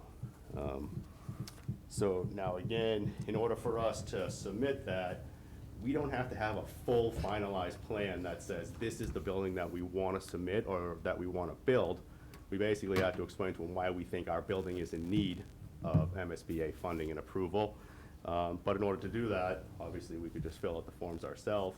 But in prior years, we had used the OPM that we had on site, which was KBA to assist with us. Could you remind us what OPM is? So it's the owner's project manager. So basically that means that we've either gone out to bid or we've selected an owner's project manager based on the qualifications that we've set forth in the bid. So what's called an RFQ, request for qualifications. That's something that we're currently looking at right now to do. And if we were to move at that with a progressive rate, I think that in our last meeting in February, maybe February 25th, or our first meeting in March, we would possibly be able to come back here with some vendors that would be interested in possibly coming on board with us. So what that means for us is myself and Nicole, with some assistance from the town, we would put together a RFQ, a request for qualifications, stating that we need somebody who has some architectural design, somebody who has some experience building schools, and then tell them also in that RFQ, what else do we need them to do? Not just build a school, but maybe help us design 21st century learning, help us design 21st century science classes. And then we would obviously look at their references and so forth. Takes a couple of weeks to submit that, a couple of weeks to get back the vendors, and then we have a few weeks to look at those vendors, evaluate them, and decide if there's somebody who we'd like to take on board. That process, minus a couple of dollars for advertising, isn't the expensive part. The expensive part is afterwards, depending on how much we want to use their services. This conversation, just because it's going to come over into our HVAC conversation, because we did not get funding for the MSBA for the high school here, we do have some money set aside for HVAC at the high school as far as funding a design. But we have not gone out an RFQ for design at the high school yet because we were waiting to see what the MSBA is. That's also something that we would look to do, you know, in the upcoming weeks and probably along the same timeline of February late to early March. Have some vendors as well too. There's a slight possibility we could end up with one firm that blankets, that does everything from architectural all the way down. But there's also a possibility we could end up with 2 different firms as well too. So I think that's something. When you that say one firm for all the way down, do you mean for both projects or for design to construction? Yes, with the second part. So there are definitely firms that can handle all the above. that Design have to different- construction. Yep, different Okay. departments within their corporation where they can do design of a building, install HVAC, do electrical. And then, of course, as you know, some firms just focus on HVAC, electrical, and independent trades. So that's something that we could evaluate as well too, who And we then- thought had the better experience and would fit us better for a vendor. And would you say that it would be a good thing for us to put out an RFQ separately for a firm to help us with the elementary project and a separate one to help us with the high school renovation? Or is that a discussion to happen going down the line? I can't guarantee that by putting them out individually that we'll get a better vendor, and I can't guarantee that by putting them out as one that we will get a better vendor. It really comes back to who is willing to participate or at least send us their qualifications. Again, any bid you go out to, you basically build a bid spec, and whoever's willing to come back and say, yes, I'm part of that, at some point, you get the list of people or vendors that are willing to participate, and you would select them. Of course, if we did not like any of those, we could obviously go back out to bid and look further. Bob, Ms. Stein, I just want to Yep. clarify, the high school renovation,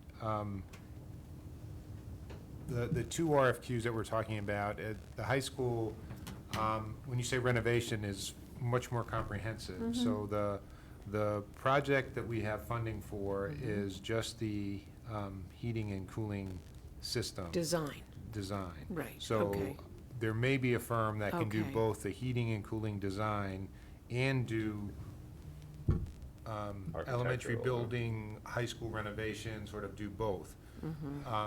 So we're not talking about writing 2 RFQs for high school renovation and elementary renovation. I got it. One is sort of strictly engineering for the HVAC. Okay. So that's sort of, So we've kind of conflated the 2 projects, you know, which is hard not to, because if there are efficiencies to be had, we are looking at 2 projects right now. We're looking at the elementary space needs, and we're looking at the needs of the high school. And if there are efficiencies that we can use to make it, you know, more cost-effective in particular, then I'm, you know, assuming that we'll try to do that. I don't know what that looks like, but I do want to say that. But should we be focused back now onto the elementary building for right now? So I would like to add at this point for both projects, but for the elementary building, when we do our bid specs, I would like us to be asking what these different firms, whether they're for design and construction, to give us that are going to give us a sustainable building project going forward, that are going to have more energy efficiency, and all of those issues. I know that Lexington just finished building or is about to finish building 2 net zero elementary school buildings. I don't know what the cost differential is, but I want to hear from the people who are bidding on our specs. So I'd like to be sure that those kinds of questions or requirements are included. I know that there are architectural firms and design firms and construction firms that do this. At the MASC conference, you know, there's a room full of vendors who are trying to get our attention, and I've always ignored them, but this year I knew we were going to be doing some building projects, and almost all of them are touting the sustainability characteristics of the buildings that they're building, the health quality of the air in the new buildings, the energy efficiency, and I don't want us to get some bids and then say later, well, is there some way we can make this more efficient? I want to see what people can offer us with that built in. And I know there's some experience here on this committee, because when Memorial was built, I know some of those issues were addressed, and I wasn't here then, but I would like to be sure that we're asking those questions and asking for the people who would bid on this to include that approach, that we do it through that lens. So, in terms of what Bob has presented, did you have more you wanted to present around these issues right now? No. Okay, so are there comments? Yes, Mr. Yeah, Nelson? just a couple of comments, Martha, on the sustainability issue. I know that we get additional credits from the MSBA reimbursement formula if we meet certain criteria. And when we did the Memorial School, the architect designed in some green technology, if you will, and we did get a few extra points on reimbursement. You do have to be careful with how you put these things out to bid. I know that the city of Lowell and the Middlesex County is in the process of building a new courthouse up in Lowell. It's been about 40 years in the planning process, I think, and they're finally getting ready to open up a new courthouse. And when they did the bidding for the garage, part of the bid specs were that it had to meet certain criteria. And when the bids came back in, it was almost double what the city had budgeted to build the garage. And now the building's gonna open and the garage isn't done yet because they had to go back out to bid. So you do have to be careful how you word those things. You can't make it mandatory, but you can have alternates, bid alternates, and then we can look at it as a committee and see whether we wanna go forward with different types of alternatives or based upon the cost. Yes, Mrs. Monica? Just briefly, I'm still concerned about, we need to know what we can do at Pine Glen before we can move forward on any decision.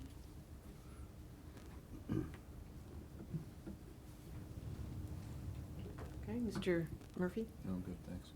Yeah, Mrs. Russo? I'm not sure if Mr. Kuhn mentioned it, but this timeline is only if we're approved in April.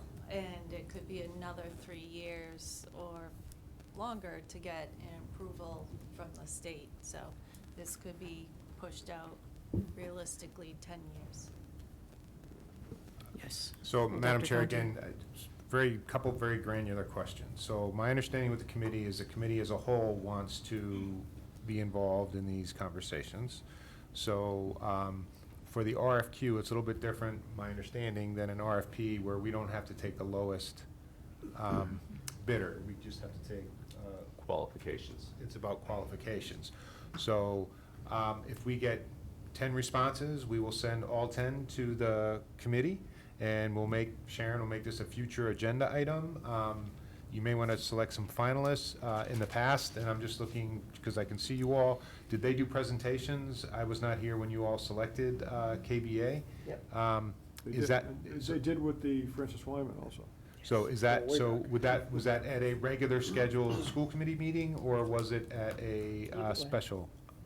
Either way. Either way.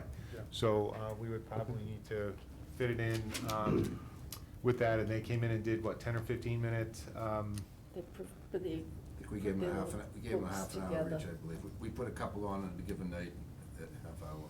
They Okay. came Half in hour with each? pages of stuff, and Oh. they talked. Okay, so that would probably take place in, no, in, what, the March? I'm just trying to think of the timeline here. I would just like to clarify to make sure I understand. So, right now, if we did an RFQ, we would say we're looking for people who have experience building schools. You would want, at that point, them to come in and present themselves to the committee, 15 to 20 minutes, with some projects and so forth they have done in the past? Okay, okay. Well, if I could, Yes, I Mr. think, Wood.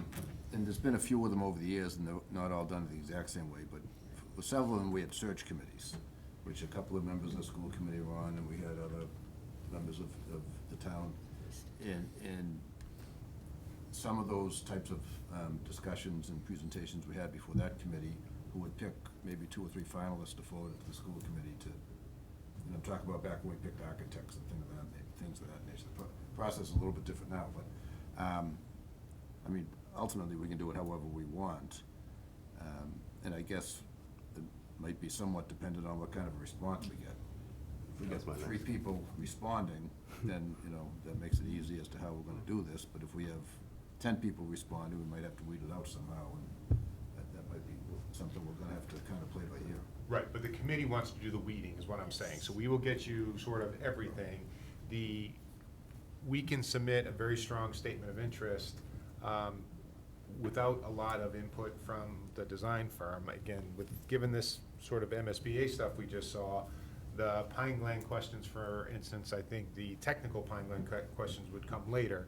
I know we have to pick one school to propose to the MSBA, and looking at their criteria, the one that has enrollment pressure, which is Fox Hill, given that it has modules, I think has to be that particular school. I think how that is done and how we phase it in would be where this firm can really help us with in afterwards.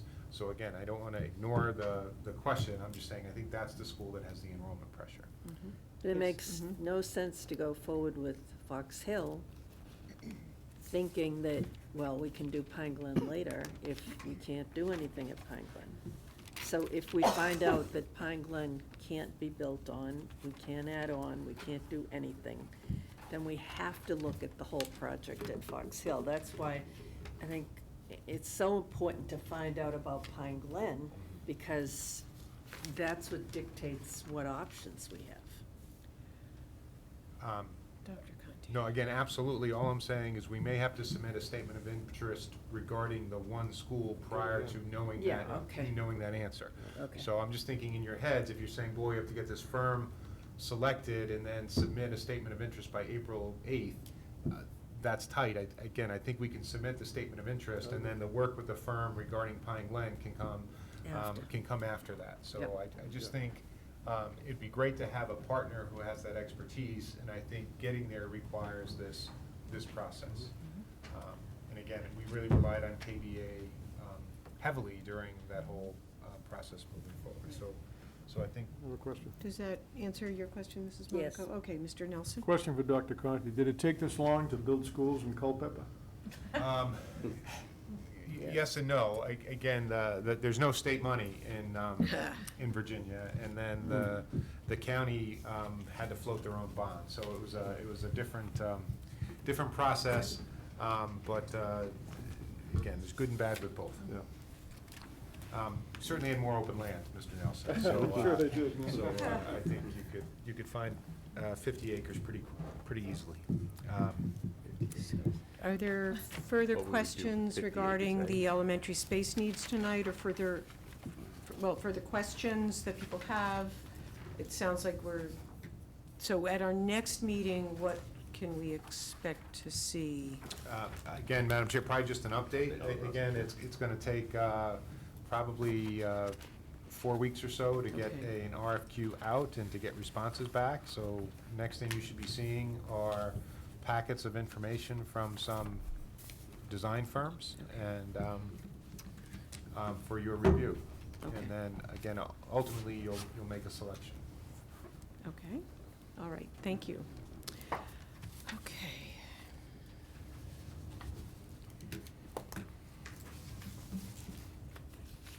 So the next topic is the BHS HVAC system, which, Mr. Cuna, would you like to comment on that, please? for So us? again, I just touched on briefly the fact that we did have a warrant article for $100,000 that was submitted and approved through town meeting that would support funding for building either design specs or something related to the HVAC system here at the high school.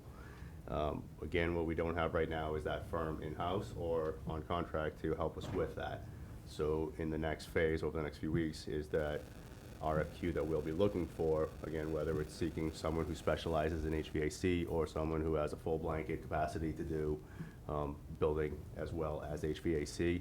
And then hopefully, again, we could start looking at having some type of proposal of an estimate of what it would cost us to do the HVAC here in the high school, and then the other projects that the school committee would be looking for as well at the high school, including science, classrooms, any entranceways. We have to see if we meet any thresholds or limits. And then, of course, I know I'm jumping back and forth, but depending on that firm or not, whether we use that same firm for elementary space needs.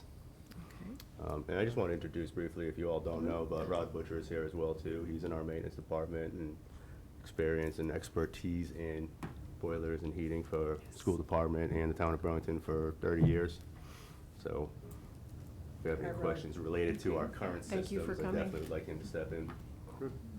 I might have a Mr. question. Nelson. Mhm.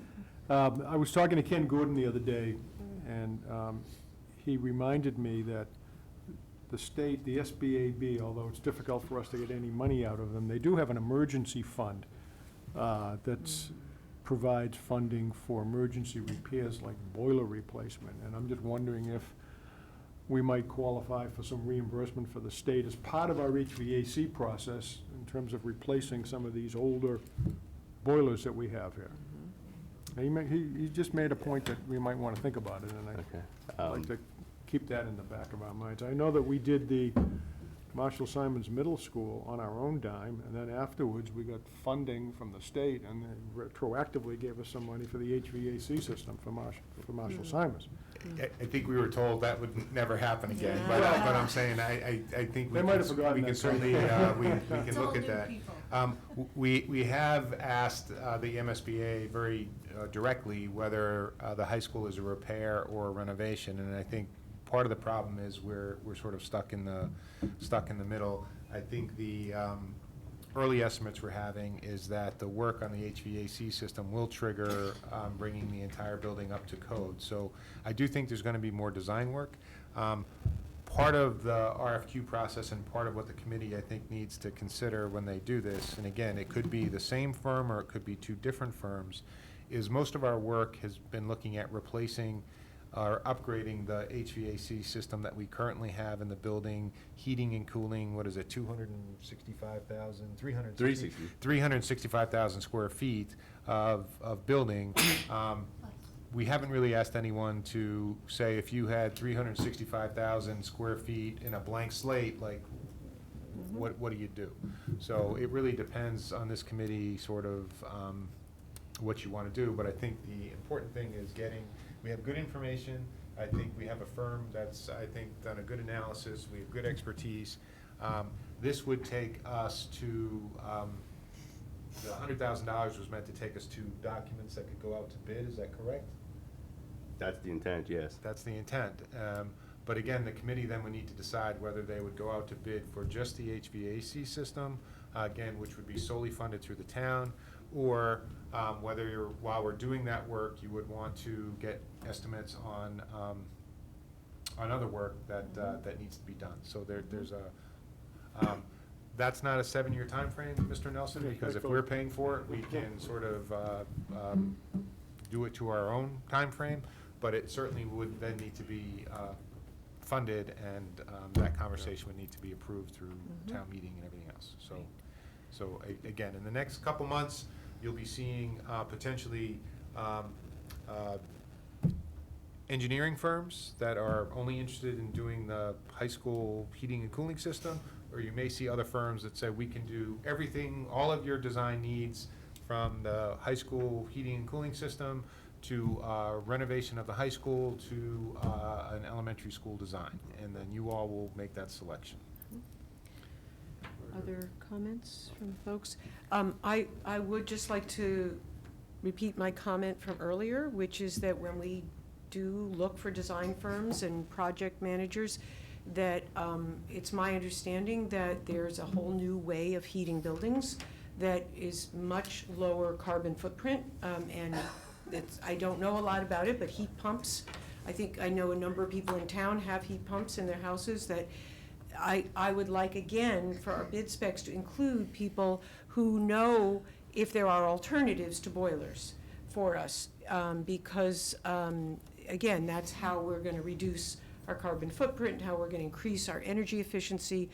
I'm guessing that some of these things will cost more money up front, which is an issue, and we would have to make decisions, but I also know that it would also save us on costs going forward. So there's trade-offs between those things, and there's also the issue of taking care of our planet. And do we, you know, if we're not gonna, if we have this big project to do and we don't take this opportunity, then when do we ever change the way we do business, so to speak? And this is, to me, is a perfect opportunity to at least consider those options. And absolutely, it may be that it's not something that we can do. It may be something that the town doesn't want to do, if it, especially if it costs money. It may be something this committee doesn't choose to do. But I would like to have that information as part of what we're looking at and discussing and thinking about as we go forward, okay? Yes. All right, any other comments or suggestions on the BHS HVAC stuff? Okay. So the next topic is our monthly financials. Dr. Conti or? Again, thank you, Madam Kasha? Chair. I'll pass Yeah. it right to Nicole.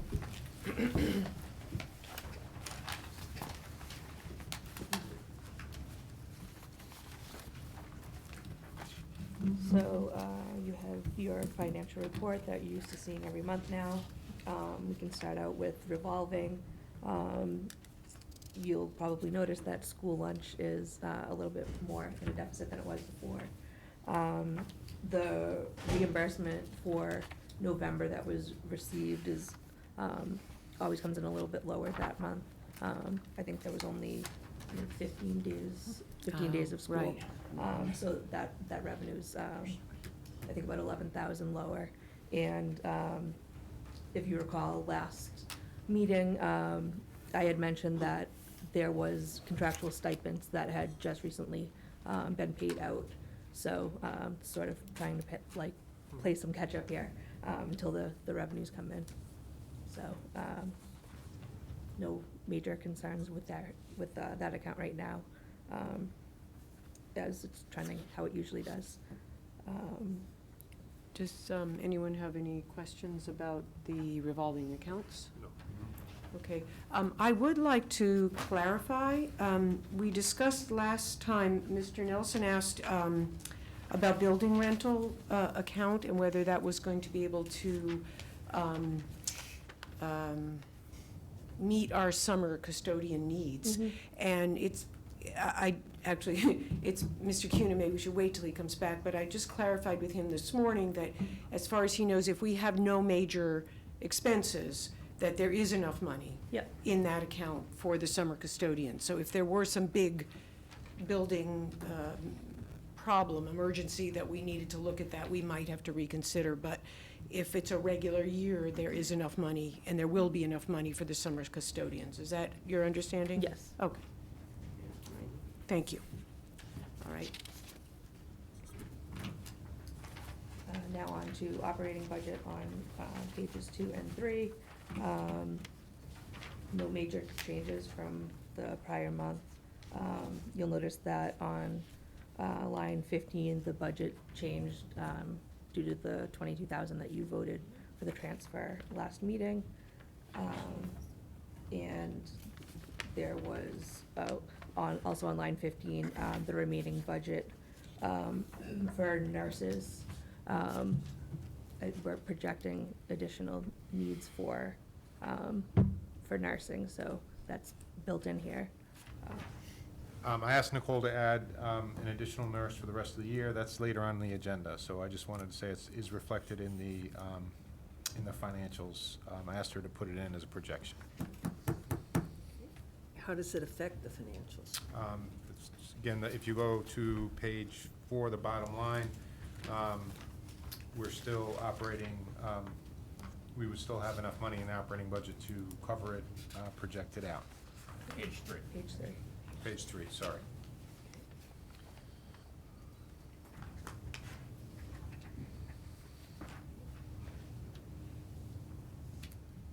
Are there any other questions? Oh, yep. I'm sorry, Yeah, I'm just wondering if it makes it too tight. I was personally thinking maybe we should ask for an RFT. I think that's a great idea. but we should maybe, I think we'll have a better idea later in the fiscal year if it starts to have an impact. If you approve the position, which again, I think I can make a pretty good case for it. Madam Chair, does it make sense now just to take that out of order since we're talking about it? Sure. Sure, So at let's the do bottom that. of your agenda, we're. 7E. We're asking nurse staffing.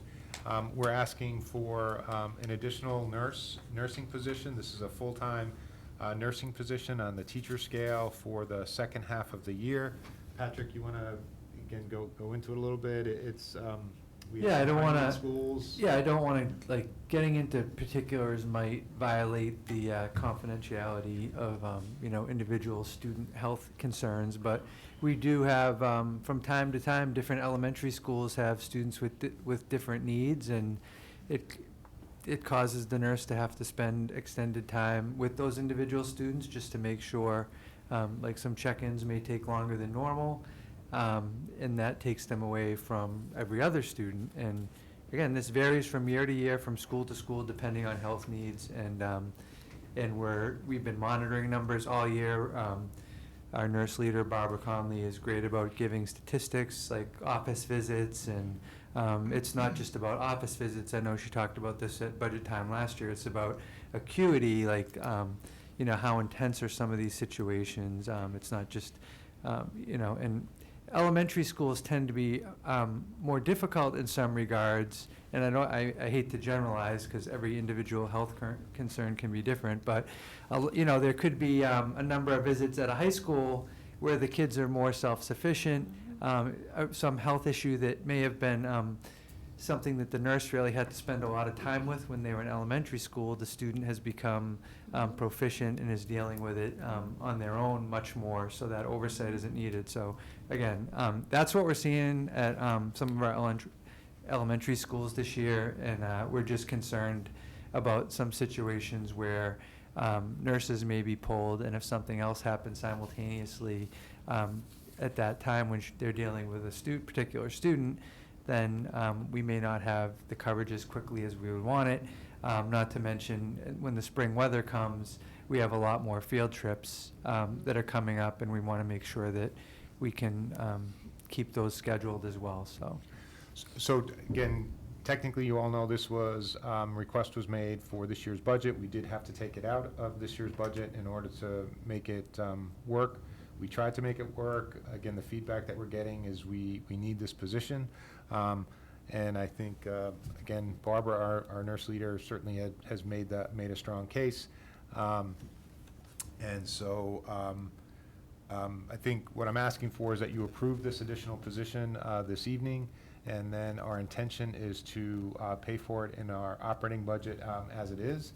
But if we get too close, Mrs. Monaco, to your point, and that is the reason for us getting close, I still think we need the position, and at that point, it may be that we need to make the request to Ways and Means for this reserve fund transfer. So I guess to Ways and Means, I would say we really did try to make it through the year. That was our intention, and we're just not feel like we're getting the coverage that we need. I think we're dependent on some individuals, and if they're sick, it's just putting us in a difficult place. So I think everyone is working really hard, and this is not an enrollment growth problem. This is just the type of kids that we're seeing, and that changes year to year. So again, the vote I'm requesting from the committee is the addition of the position, and then Nicole has been great to include that in the monthly financials that you're looking at right now to look at the impact moving forward. Madam Chair, I move Yes. that the committee approve the addition of a nurse for the second half of this fiscal year. Do we, okay, second. Do we need a start date or anything like that? Nope. No. Okay. Is there any further discussion about this? Okay. Oh, Mr. Eiler, yes, I'm sorry. Thank you. Just curious, what's the dollars attached to that vote? Roughly around $40,000, is that what I saw? 4571. Yeah, $40,000 roughly.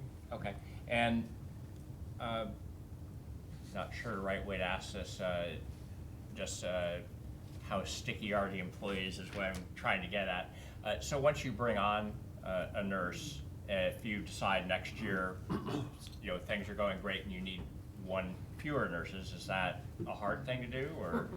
It's, It's not gonna happen. it's, I know that won't happen, but. it's not, but what I'm gonna tell you is you already know from having done this for a few years, you're gonna see requests for more nurses. So, I think the intention would be to absorb this into our baseline and then have that moving forward into fiscal '22, and you may even see a request for an additional nurse on top of that. So I'm not worried about the fiscal year right now. I'm honestly just worried about having enough staffing so we can cover our need for the rest of this year. Right, so I guess my ultimate point with that is you're voting on 40K now, but what you're really voting on is adding a full-time person to the staff, which is at an annualized salary more like 80, I'm guessing, since this is half a Again, year? roughly. Okay, Yeah. okay, so that's what you're really Uh-huh. putting into the budget For ultimately. fiscal '21. Right, okay, thank you. I'd like to Okay, make Mrs. one Monaco? comment. Sure. This particular situation, the need for this particular nurse is truly a safety issue.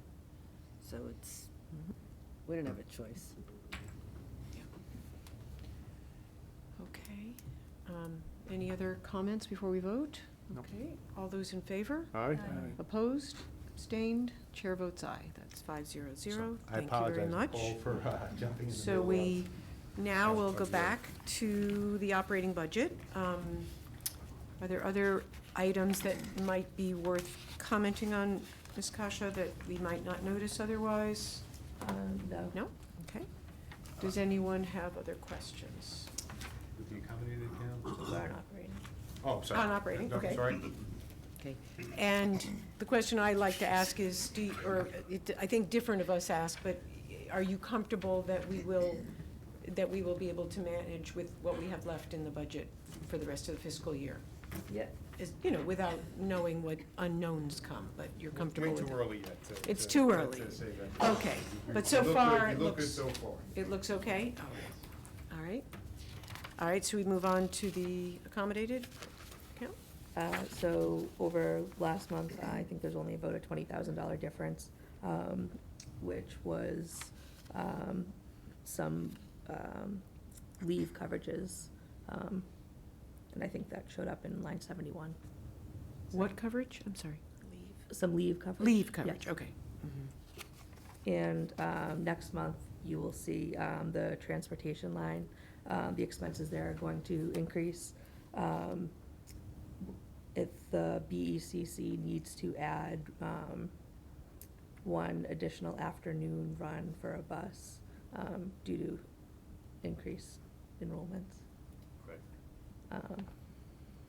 So. Yeah, if you want to jump in for a second, sorry. So BECC earlier in the year was close to experiencing a limit of children that would allow them, that would push them over the 1 hour limit on the school bus. They're at that limit now, so we do need to add a bus, which is the in conversation that Nicole was talking about. But we also foresee one additional kid coming on, so to further justify the need for that bus as well too. And since that's just a midday, since they run 2 classes every single day, a morning and an afternoon, it's just adding it in the afternoon, so that's why it's a midday bus. So it'll be a reduced cost as far as opposed to a full day. Are there any questions about the accommodated budget? I'm remembering to look over at the Ways and Means Committee tonight at this point, but no more comments. Okay. Thank you, Ms. Kasha, for that. Again, Madam Chair, just because we've been changing everything around anyway, before we get to the budget guideline conversation, Nicole made a request, given the auditor's recommendation that for 7A and B, that we create another revolving account, but I'll just let Nicole explain briefly what it is for the early childhood high school class. So, Okay. again, I'll butcher Yes. it, but again, All right. we're, So, in the list of the student activity accounts that you had approved at, I believe, the last meeting, One of those was a preschool account, which is currently working under student activities. But in the auditor's recommendations, it was that should operate under a revolving account. Okay. So basically, I'm asking the committee to do two things. One, to establish the preschool revolving account, and then also to close out the student activity, and so that the funds can be transferred to that revolving. Okay. Any questions on that? Madam Chair, Yes. I move that the committee vote to establish a BHS Child Development Revolving Account. Second? Do we have a second? Yes, Oh, second. I'm sorry. Yeah. I didn't hear you. Okay. Any discussion? Seeing none. All those in favor? Aye. Opposed? Abstained? Chair votes aye. That's Do you need a 500. motion to take I'll the do other that one one. off? Yeah, I'll do that Yep. one.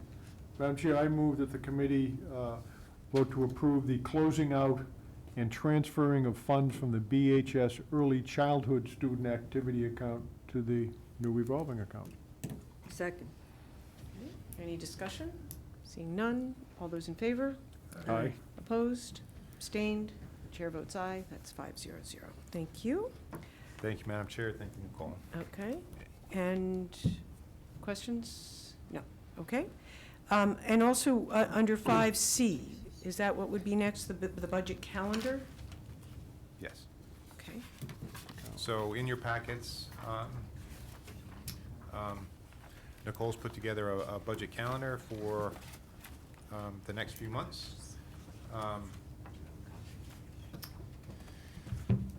So I'm not sure it requires your approval.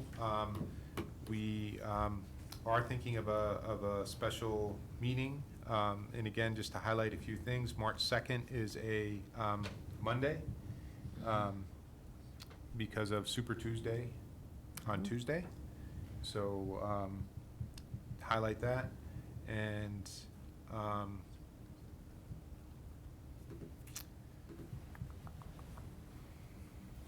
I think if we've always said if we needed another meeting, we would certainly discuss that at the time. The intention would be, we have to present the warrant article at town meeting anyway, but we would highlight that the budget calendar is in the back of the room for any town meeting member who would want to come in if they have a particular school or program that they would want to hear the detail on. So we would make the budget calendar available to anybody. Do you happen to have that available now? Yes. Do you have spare copies of that? You don't have it? I'd like to ask if the committee's had an opportunity to look at your calendars, to have the March 2nd meeting, if that's an option for enough of us. I can, okay, Okay, with no that? problems, okay. Okay. And I also, I mean, it's all laid out and it shows that there's room to do everything. I'm a little anxious about it running so late. Is there any opportunity for us to move it a little earlier, or is that not an option, Dr. Conti, or? Again, no. Okay. All right. I mean, we're pretty tight with what we need Yeah. to do, and Mhm. then if we need to add a meeting, we'll add a meeting. Okay. I think people are still getting their budget information in. I think the format, this is our third year, it should be relatively straightforward. And again, the presentations would give our folks an opportunity to present and ask for everything they need. And so, no surprise, we're gonna come in over our next topic of conversation and then have to make some hard decisions moving forward. So I just wanted to get the budget calendar out, and again, this will be shared. And then, I'm not even sure, John and Sue, whether the April 1st has been scheduled as a hard date either. So again, what we're saying is we'll be ready roughly around that time, and then work around the Ways and Means schedule at the time. And then, and Sharon will certainly schedule the subcommittee meetings interspersed between here, and I think Mr. Nelson and Mr. Murphy will work that out with you all as we go through the process, so that's not new. Okay? Any further comments on the budget calendar? No. All right. So the next topic is under old business. We did discuss at length last time, the fiscal '21 budget guideline. We chose not to take a vote on it, but Mr. Murphy was not here, and I wanted to give Mr. Murphy an opportunity to weigh in on the budget guideline and the budget guideline discussion. Well, I wasn't present at the last meeting, and I have not had the opportunity to watch it, so I can't weigh in on the discussion, because I'm not aware what the discussion was. Okay. However, as far Misspoke. as the Okay. guideline goes, along with Chris, I was present at the annual guideline meetings where we discussed with the town side and the Ways and Means about setting a budget guideline. And there was the usual going back and forth, the usual concerns shared, different departments and different areas of town government have different ways of looking at things and different priorities, obviously. So, and I don't know if you guys actually have voted yet or not. I assume it was on your agenda, and I just didn't see what you had done. So in any event, a number was arrived at for presentation to Ways and Means, which they've apparently adopted. The selectmen, at some point, were gonna look at it from their perspective. I don't know if they've done that yet. And then we were gonna discuss it at our meeting, which I assume that we did. My understanding is that the consensus was that this board did not take a position on the guideline. And again, apologies for not having seen the meeting, but I don't know the rationale or the thought process behind that. That obviously is different than what we've done in the past, in my experience, and to the best of my recollection, we've usually adopted the guideline that was agreed to, along with the selectmen doing it and along with the Ways and Means Committee doing it. So if this board has decided not to do that, that's certainly different. That's gonna send a message. Speaking from my own perspective, it has always been my goal to try to work together on an agreed-upon guideline and try to meet that guideline. As we head into the budget review season here, that's certainly going to be my goal, is to see if we can come in within the guidelines that were suggested by that group at that meeting and apparently adopted by Ways and Means. So that's always been my approach coming into budgets. You never get everything that you want. There are competing interests, there are competing priorities, and everybody has to give and take as terms of trying to work out a budget. So, respecting whatever was said by committee members last time, and if the consensus is not to take a vote on it, I don't necessarily have a problem with that. But my personal preference and my personal objective in any discussions going forward would be to try to bring things in within the budget guideline that was discussed at a couple of meetings that we had back in December. So that's my 2 cents on it.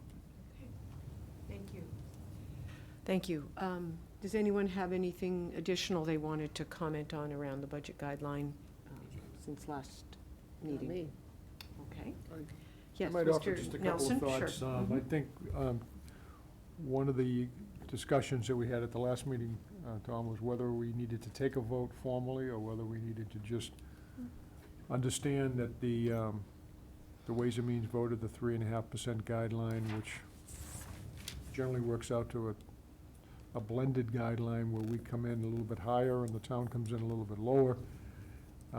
Not knowing what the needs are at this point, does it make sense to commit ourselves to meeting it before we know what the budgets are gonna look like when they come in and what the superintendent is recommending?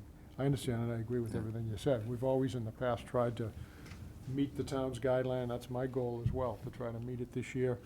But sometimes if you make that commitment early on before you know anything, it's hard to back off. I agree. You know, it's hard to back off. And I That's- think our, at least my understanding in the past is that it was always the goal to meet the guideline, but if circumstances were such that there was something that we truly came up that we couldn't do that, then we always reserved the right to go to town meeting and ask for what we thought we needed. And I fully support that philosophy. And if that's the case this time, we have some significant needs. As we were discussing the guidelines, the superintendent had, in Nicole, had come up with numbers as to what our budget would look like just based on contractual increases. And I believe it was 4 extra positions that the superintendent feels were crucial going forward. And it was readily apparent that with the 3.75 blended, which is a rough estimate of what our guideline would be, that we couldn't accomplish those 4 positions along with everything else that was already in the budget. Now, we hadn't talked about those 4 positions as a group yet, and not having a full understanding of what those positions were and how they would, what the needs of them are. Obviously, that's what we're gonna be doing for the next month and a half, is talking about that type of stuff. And it could very well be that come the end of March, there's a unanimous opinion sitting up here that we can't in good faith go in with the 3.75 because there are positions that we just feel that we need. But again, in my opinion, that's the way I look at it every year. Every year we do this. But my goal and my desire is to come in within the budget. But if, as we talk about things over the next month and a half, I become convinced that there are things that we absolutely need in this budget that we can't do within the guideline, then I would certainly be open to discussions about how we deal with that. But again, my preference and my intent going forward is to try to come in within the budget guideline. Yes, Dr. Conti. Mhm. Yes, Mrs. Monaco. I don't think anyone disagrees with you, Tom. I think that my position is that this guideline is tight. Tight to the extent that I'm not comfortable voting for it because I don't think there's any chance we're gonna make it. And as much as I'd like to, I think some of these positions, especially in the nursing situation, I just don't think we can manage without it, and I don't like to take a vote saying that I'm going to accept that guideline when I really feel that it's too tight a guideline. So I think what would happen is if this came to a vote, I would probably vote no, only because I'm just not, I don't want to go back on my word. I don't want to say, oh yeah, okay. We have every contract up for negotiations this year, and I am just not prepared to jam it all into No, this. I agree, there are a lot of guideline. variables. I'm not necessarily looking at this, you guys discussed it at last meeting, and I have no problem with not taking a vote to say we're gonna meet that guideline. Understanding that we'll try. Understanding that, in my opinion, that's something we should certainly try to do, and that's what our goal should be. But, as you said, we've got a lot of contracts out, and if they come in higher than expected, then that throws the whole discussion off. And so, I'm not pretending to say that we gotta agree to a number now, and come hell or high water, that's what we gotta come in at. Because there are a lot of variables out there, but I just want to, and I beat a dead horse, but there was not an agreed upon, but there was a consensus guideline that came out of those meetings, and that Ways and Means has apparently adopted. And so, in my opinion, we have to make a very good faith effort to come in within that, and if we can't, for whatever reason, we have to be ready to justify that. Madam Okay, Chair, yes, just, Dr. Conti. Again, I think there's a sort of a process point here that agrees with or reinforces everything everyone's saying. So I think 10 years ago, first going through this process with the guideline is we had preliminary, we being Craig and I, had preliminary conversations with everyone, brought them down to guideline, and then presented to the committee. The feedback that we got was there was too much agreement, if you remember, and that you all wanted to hear directly from people. So the process now has been, you will hear from everyone what their needs are, and Nicole will put the budget together, and it'll come in much higher than the guideline, and that's what you'll see, and then we'll work our way down. At some point in the process, towards the end of March, there'll be a public hearing, and it goes from sort of a working budget, the school committee then adopts the budget, and at that point forward, it's the school committee budget, so we're presenting your budget. So the guideline is honestly, I think it's a good conversation for us to have. We know what it is, we're working around it, but our process is not to limit people's requests to that guideline. You will hear everything by design, and then we typically have worked our way back and had to make those choices. If the school committee makes different choices, then our job would be to represent those choices to whomever we need to represent it to. So you'll have time in the process and final approval in the process as to what that budget request would be moving forward.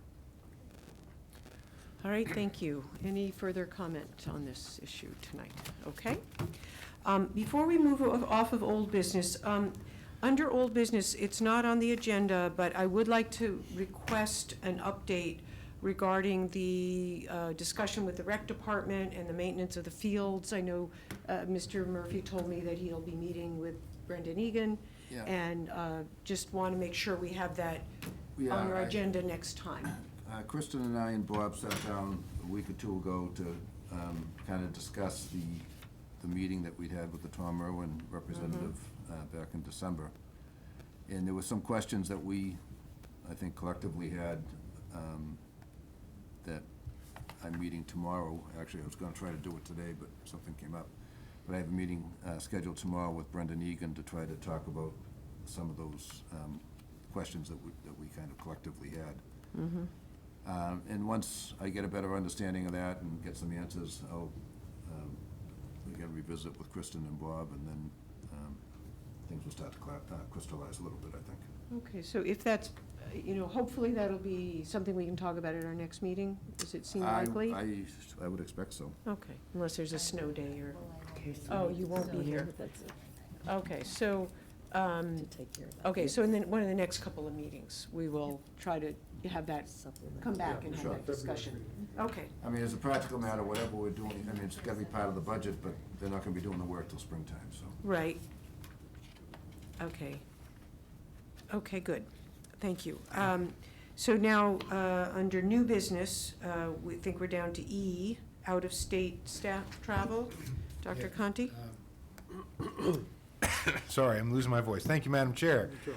Principal Sullivan is requesting permission for out-of-state travel for assistant principals Rick Sheehan, Deb Deacon, and himself to attend the NASSP National Principals Conference in Maryland on July 7th through 10th.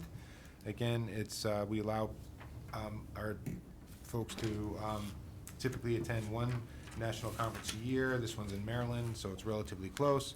Costs will be covered by the high school contracted services and school choice budget. And I recommend school committee approve out-of-state travel for Mark, Rick, and Deb to the National Principals Conference in Maryland, July 7th through 10th. So moved. Second. Okay, any discussion? Seeing none, all those in favor? Aye.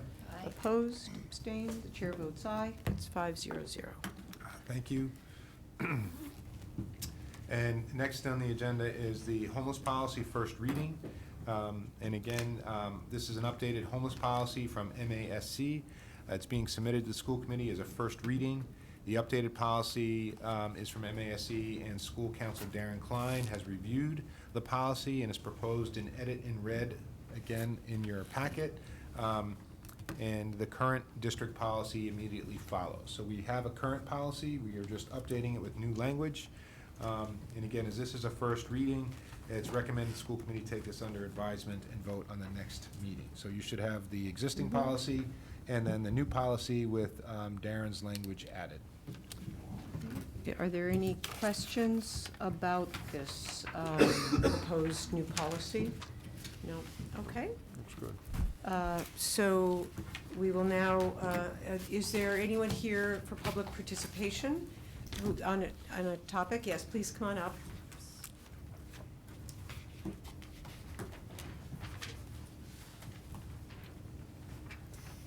Hi, everybody. Hi, how are you this evening? Good. Good. Beth Colburn with the CPAC. I just wanted an opportunity to comment on the high school program and schedule changes.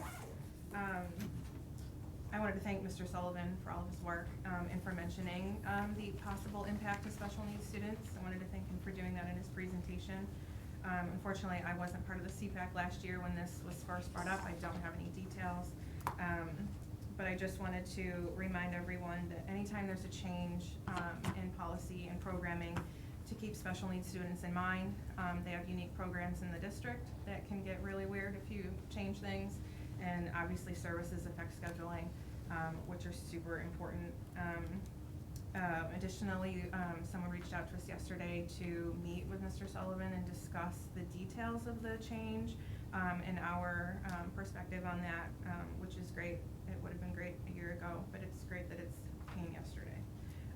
And then lastly, Ms. Russo, I thought it was great how you talked about the AP students, how the kids, how they have some unique needs, how they feel limited, how they want that study hall, an opportunity to have electives, how they have to give and take. They're on a trajectory. They're trying to achieve something beyond school. And I just thought that what a great parallel with special needs students. They all have the same thing, unique needs. They feel limited. They would love these opportunities for electives. And they're on trajectories and they're trying to achieve great things. And I just thought it was a great parallel because a lot of people feel like they don't understand our needs, and we all have similar needs. I just wanted to share that. Thank you very much for that. That's, I think, a very good parallel. Really appreciate it. Is there anyone else who would like to make, yes, No. Mrs. Just Russo? want to say, I think Mrs. Monco highlighted that and does so very often. Yes. In all of what you said, so. Mhm. And you started to say Mutual that's Admiration normally your- Society we got going here. You normally start with that, so. Hi, Beth. Thank you for your time. Yeah, good. Thank you for keeping these important issues up in the front. Hopefully, we do our best, but anytime we need a reminder is welcomed, so thank you. Tonight, the committee does have a need for an executive session. Mass General Law, Chapter 30A, Section 21A, subsection 7, for the purpose of complying with any general or special law, specifically General Laws, Chapter 214, Section 1B, the right to privacy, and General Law, Chapter 12A, Section 9. The committee has a need to discuss these matters in the executive session because to discuss them publicly would jeopardize the position of the body. We will reconvene only to adjourn the public session. Do I have a motion? So moved. Second. Okay, Mrs. Russo? Mr. Nelson? Aye. Mrs. Monaco? Aye. Mr. Murphy? Aye. The chair votes aye. The committee is now in executive session.